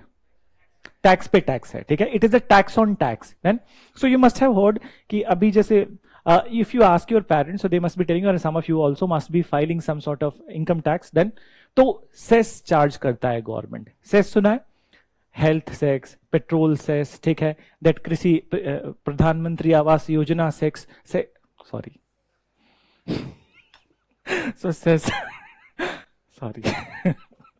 So this particular, so says is a tax on tax, ठीक है. So for example that you must have seen in the market that कभी किसी दुकान पे जाओ तो ऐसे लिखा होगा कि 50%, ठीक है, डिस्काउंट इज 50% प्लस 30% प्लस 20%, ठीक है. So does it mean that कि बस दुकान पे जाना है, प्रोडक्ट उठा लेना है, ये तो 100% हो गया. सो what is the idea that suppose that the price of the commodity is 100, सो 50% कितना होगा? 50, ठीक है. देन इसका 30% 15, सो नाउ 35 हो गया, और 35 का 20%, so how much is remaining, ठीक है. सो 7, सो 7 घटा दो, so final price of the commodity is 28. I hope you got it. So Levi or Sardes Mukhi was 10% on the Chauth. So चौथ का अमाउंट हमने कितना कैलकुलेट किया? 2.5 लाख, ठीक है, 2.5 lakh. So what will be the Levi or Sardes Mukhi on it? 25,000, ठीक है. So this is what was given to the Marathas at the time of the Farrukhsiyar.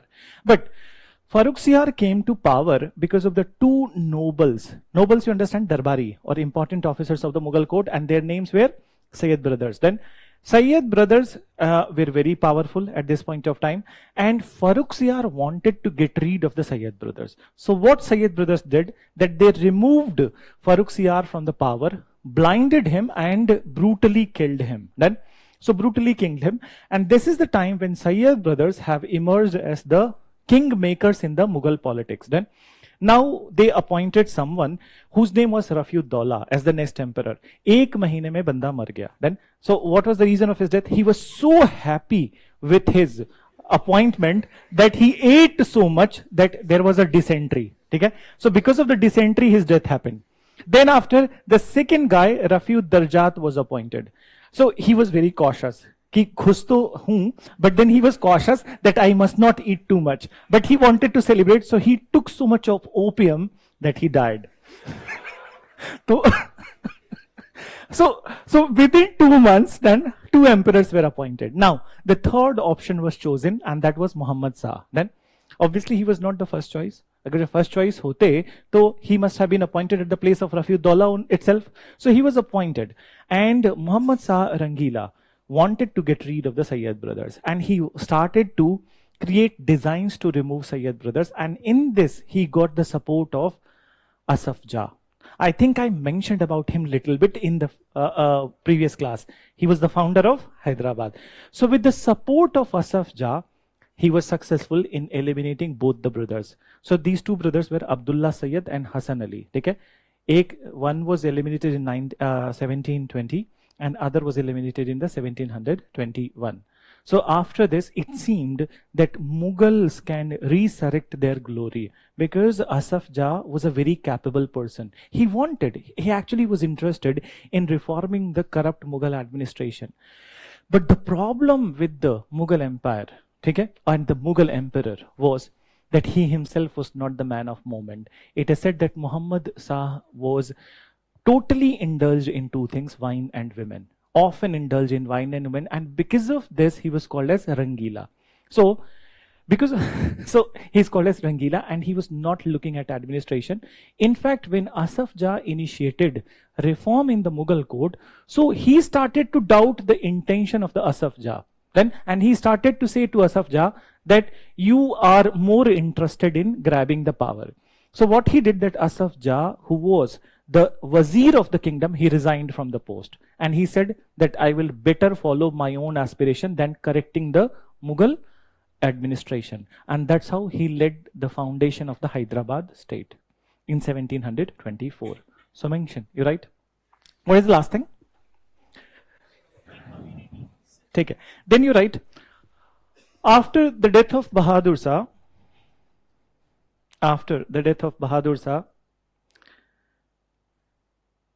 Jahandar Shah became the next emperor. Jahandar Shah became the next emperor with the support of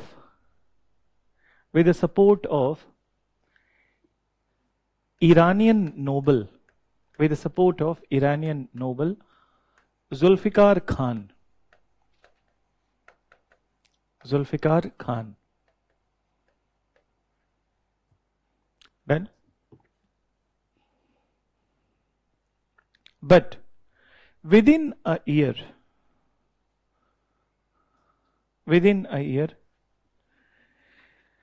Jahandar Shah was assassinated by, within a year, Jahandar Shah was assassinated by Farrukh Siyar. Farrukh Siyar, with the support of Sayyid brothers. With the support of Sayyid brothers. Then, so now, just listen a little bit. ठीक है? थोड़ी कहानी आगे बढ़ गई थी, but we need to talk about the Farrukh Siyar a little bit more. So Farrukh Siyar, as we mentioned, that he is the one who granted the right of Chauth and Sardes Mukhi to Marathas. Then, apart from it, he is the one who gave the royal charter to the British East India Company in 1717. Then, so what is the purpose? What is this royal charter basically? Now understand, it is said that Farrukh Siyar was suffering from some very difficult disease, and nobody was able to cure him. So at that point of time, he was suggested that why don't he tries a famous physician of the British East India Company, William Hamilton. Hamilton was invited to the Mughal court, and he got to know that what is the problem. He performed the surgery of Farrukh Siyar, and he was completely relieved from pain he was suffering. Now he was happy. Obviously anybody would be happy if somebody is suffering from some pain from long time. So he was happy, and he gave the royal farman to the company. Company was demanding it actually. So then he acceded to their demands. So what was this royal farman? So Farrukh Siyar allowed company to perform duty-free trade in 3 areas. Then, which are those? Bengal, Bombay and Madras. Then, so duty-free trade. And what is duty-free trade? You tell me. कोई tax नहीं देना है, ठीक है. So for example, बहुत simple सा example दूंगा. जैसे देखो, I know that many of you know, but then obviously that there are some people who want some example. So for example that iPhone prices India में ज्यादा है या US में? इंडिया में, ठीक है. एंड मोर ओवर यूएस में कम है. But if there are some regulations of the government, so iPhone भी छोड़ दो, गोल्ड प्राइसेस, ठीक है. Let's take a very good example. Gold prices. Is it less in India or UAE, Dubai? UAE में कम है, ठीक है. कितना? 7 से 8 हजार रुपए पर 10 ग्राम कम है. But then what is the government rule? You can't bring gold from the outside. If you're bringing, so you will have to pay the customs. Then, and customs कितना होता है? 35%. Then, so 35%. So you getting it? So if something which is cheaper outside, if it is brought to India, so to equal the prices with the Indian commodity, you will have to pay the taxes. Then, but then for the British, it was not there. You're getting it? So for British, it is becoming much lucrative, much cheaper, and further expand their business. So this was a big feather in the hat of the British authority in India, that duty-free trade in Bengal, Bombay and Madras. Then, so this is one part. There are other things also in the Royal Farman, but they were not executed. So we are not discussing at this time. In the foundation, we'll further build on it, that how it was contested by the Bengal governor, Murshid Quli Khan. He did not let them. So let me tell you, ठीक है? लिखने में बस एक part लिखेंगे, but बाकी सुन लो. So basically, there were 2 more important provisions. He also gave them 38 villages on lease in Calcutta, ठीक है? Near Calcutta. So governor of the Calcutta at that point of time was Murshid Quli Khan. So he directly contested or opposed the move of the Farrukh Siyar. He said that I will not let it happen, that I will not give 38 villages on lease to the British East India Company. And that's how in 1717 Murshid Quli Khan founded autonomous state of the Bengal. I hope you got it then. So this is the provision which he did not allowed, but the first provision was allowed. Then Farrukh Siyar's death happened. He was blinded and he was killed by the Sayyid brothers, and then the arrival of the Muhammad Shah Rangila after the short tenure of these 2 people, Rafiuddollah and Rafiuddollah. So mention, you write. What is the last line that you have written? हाँ, ठीक है. सवाल? Sayyid brothers were Hindustani nobles. Then, देखो, in Mughal court there were 4 types of the nobles. Then, so 4 types of the nobles. Let's listen. So noble का मतलब दरबारी, who are important decision makers in the court. One category was the Iranians. ठीक है? Iranians are also called as Persians. Then another category was Turkish people. Turkish were also called as Turrani. Then there were Afghanis. ठीक है? So Afghanis were also called as Durrani, and there were Hindustani noble, meaning that Indian origin Muslims who were the part of the Mughal administration. ठीक है? Mughal nobility. So Sayyid brothers were Indian origin nobles. ठीक है? And that's why they had a little bit of softer attitude towards the Indian community, Indian Hindus, Indian Muslims, ठीक है? Rather than the softer attitude towards the communities which are coming from the Iran and Turkey. So make sure, right? So just 1 minute, I'll see that. ठीक है? With the support of the Sayyid brothers. Then you write Farooq Siyar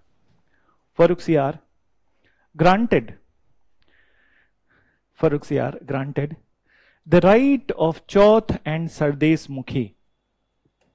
Farooq Siyar granted the right of Chauth and Sardes Mukhi of Deccan.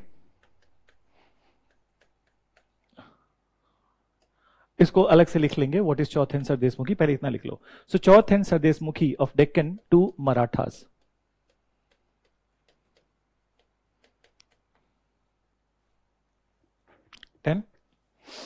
Then separately you write what is Chauth. Mention.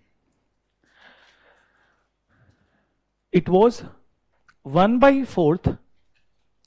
It was 1/4 of the total land revenue collection. 1/4 of the total land revenue collection of Deccan.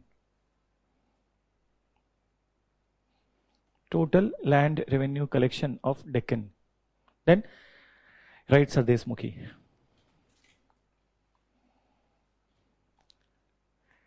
It was 10%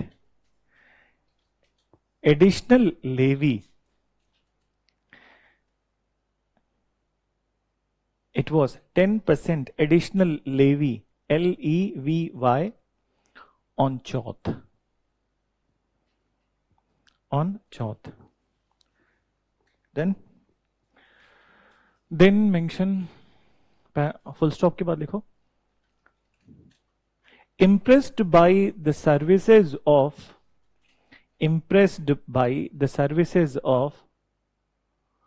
British physician William Hamilton.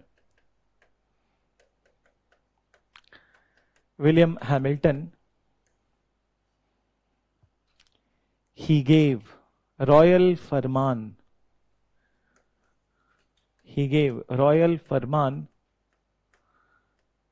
In 1717 to British East India Company. Royal Farman in 1717 to British East India Company. Then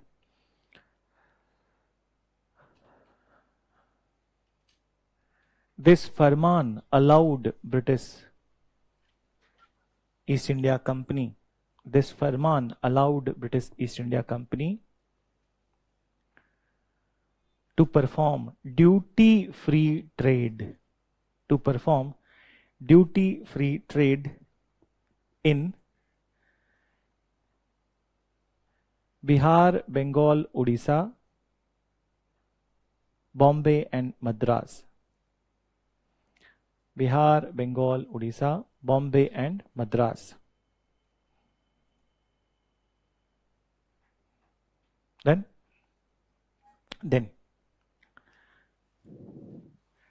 the other provisions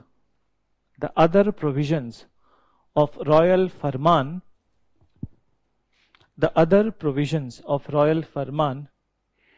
did not become applicable.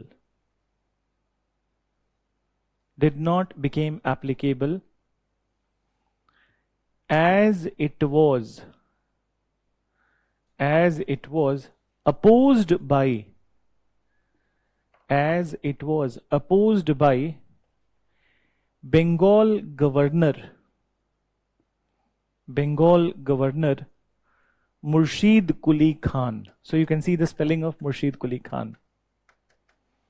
Bengal governor Murshid Quli Khan. Then, moreover, in 1717, Murshid Quli Khan founded semi-independent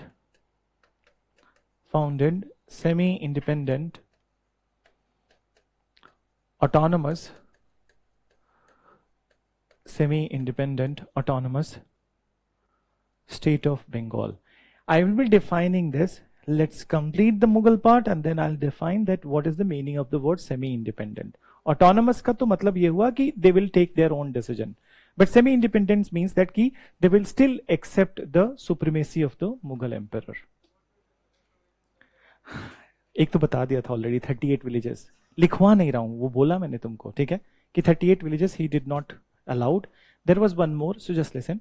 That Royal Farman also said that British can create their coin, ठीक है, they can mint their coins in Bengal. It was also not allowed, okay? So these were the provisions which he did not allowed, and that's how he went on to create the semi-independent autonomous state of the Bengal. Now, next you write. In 1719,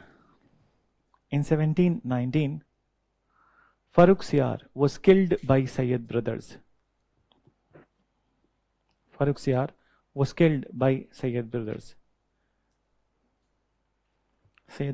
And the next important emperor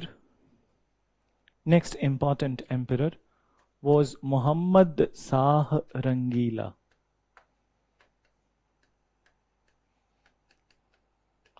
So इनकी timeline लिख लो 1719 to 1748.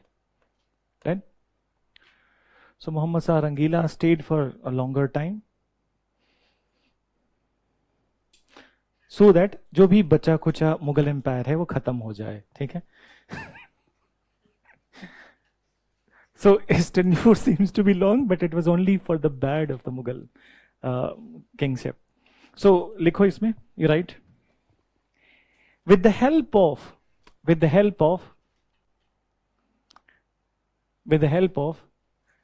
very capable noble Asaf Jah,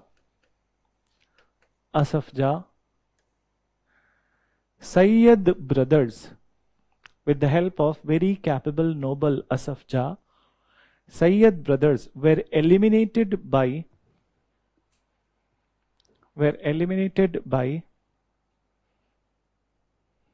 1722.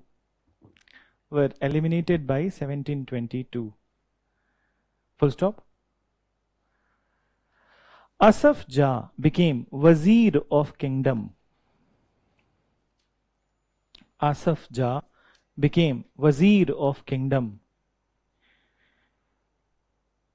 Full stop. He wanted to reform. And what is Wazir? Prime Minister. Okay? So he wanted to reform corrupt Mughal administration.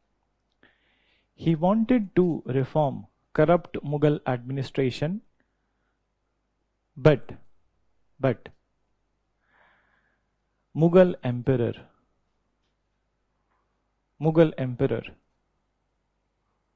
was not the man of moment.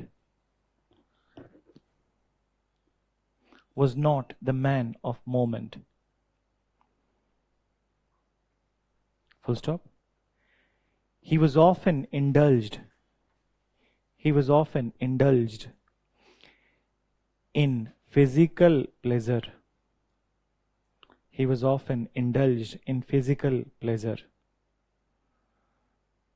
Which led to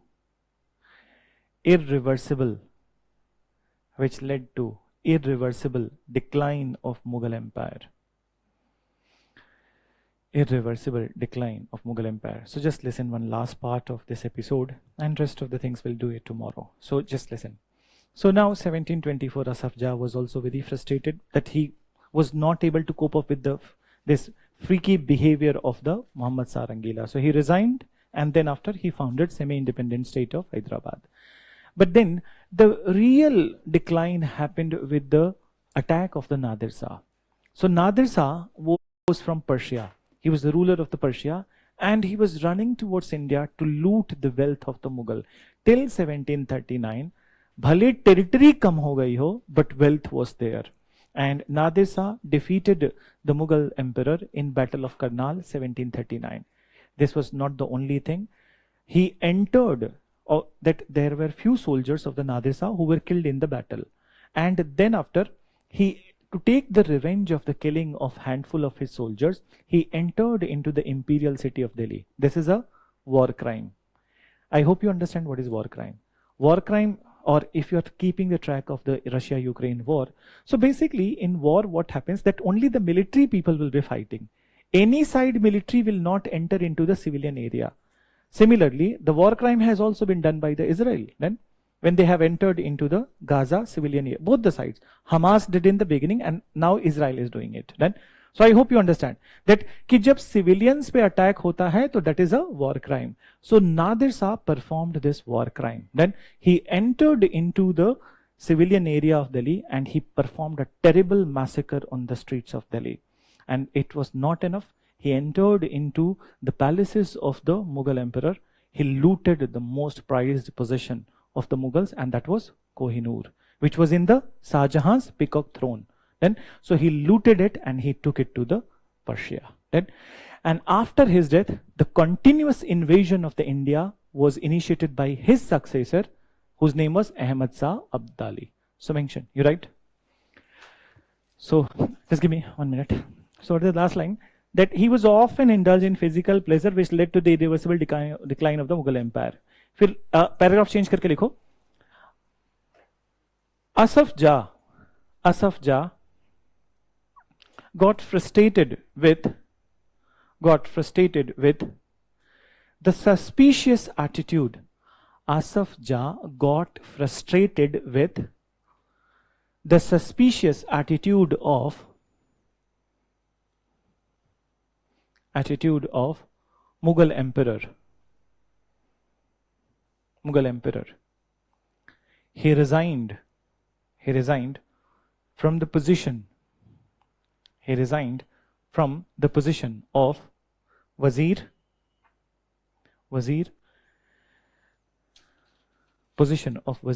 and went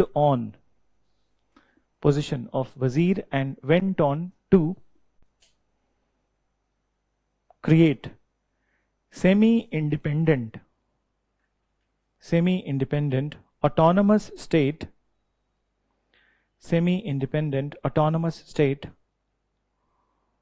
of Hyderabad. Full stop. Change paragraph, and then you write. In 1739, Persian invader Nadir Shah,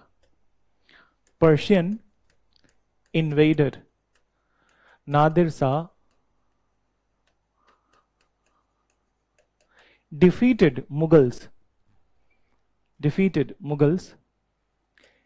in Battle of Karnal.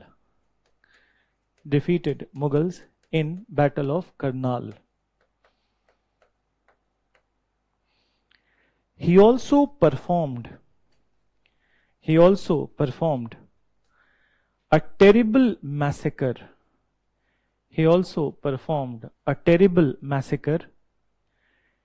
In the imperial city of Delhi,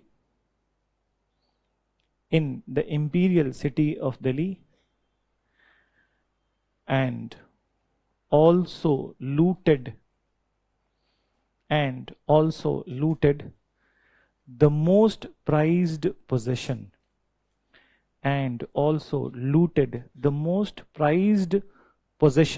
of Mughals, that is Shah Jahan's most prized possession of the Mughals, that is Shah Jahan's peacock throne. शाहजहां's peacock, मोर वाला peacock, ठीक है. So peacock throne which was studded with, which was Shahjahan's peacock throne which was studded, studded, studded with Kohinoor diamond. Kohinoor diamond. Then full stop. After this incident, there was continuous invasion. After this incident, there was continuous invasion of Mughal Empire by the successor of Nadir Shah. Continuous invasion of Mughal Empire by the successor of Nadir Shah, comma, Ahmad Shah Abdali. Ahmad Shah Abdali. Then, so that's for today. We'll resume from the invasions of the Ahmad Shah Abdali and so as the other Mughal emperors, and we'll go into the regional powers from the tomorrow's class. Okay? Chalo, so thank you for today and good night to all of you.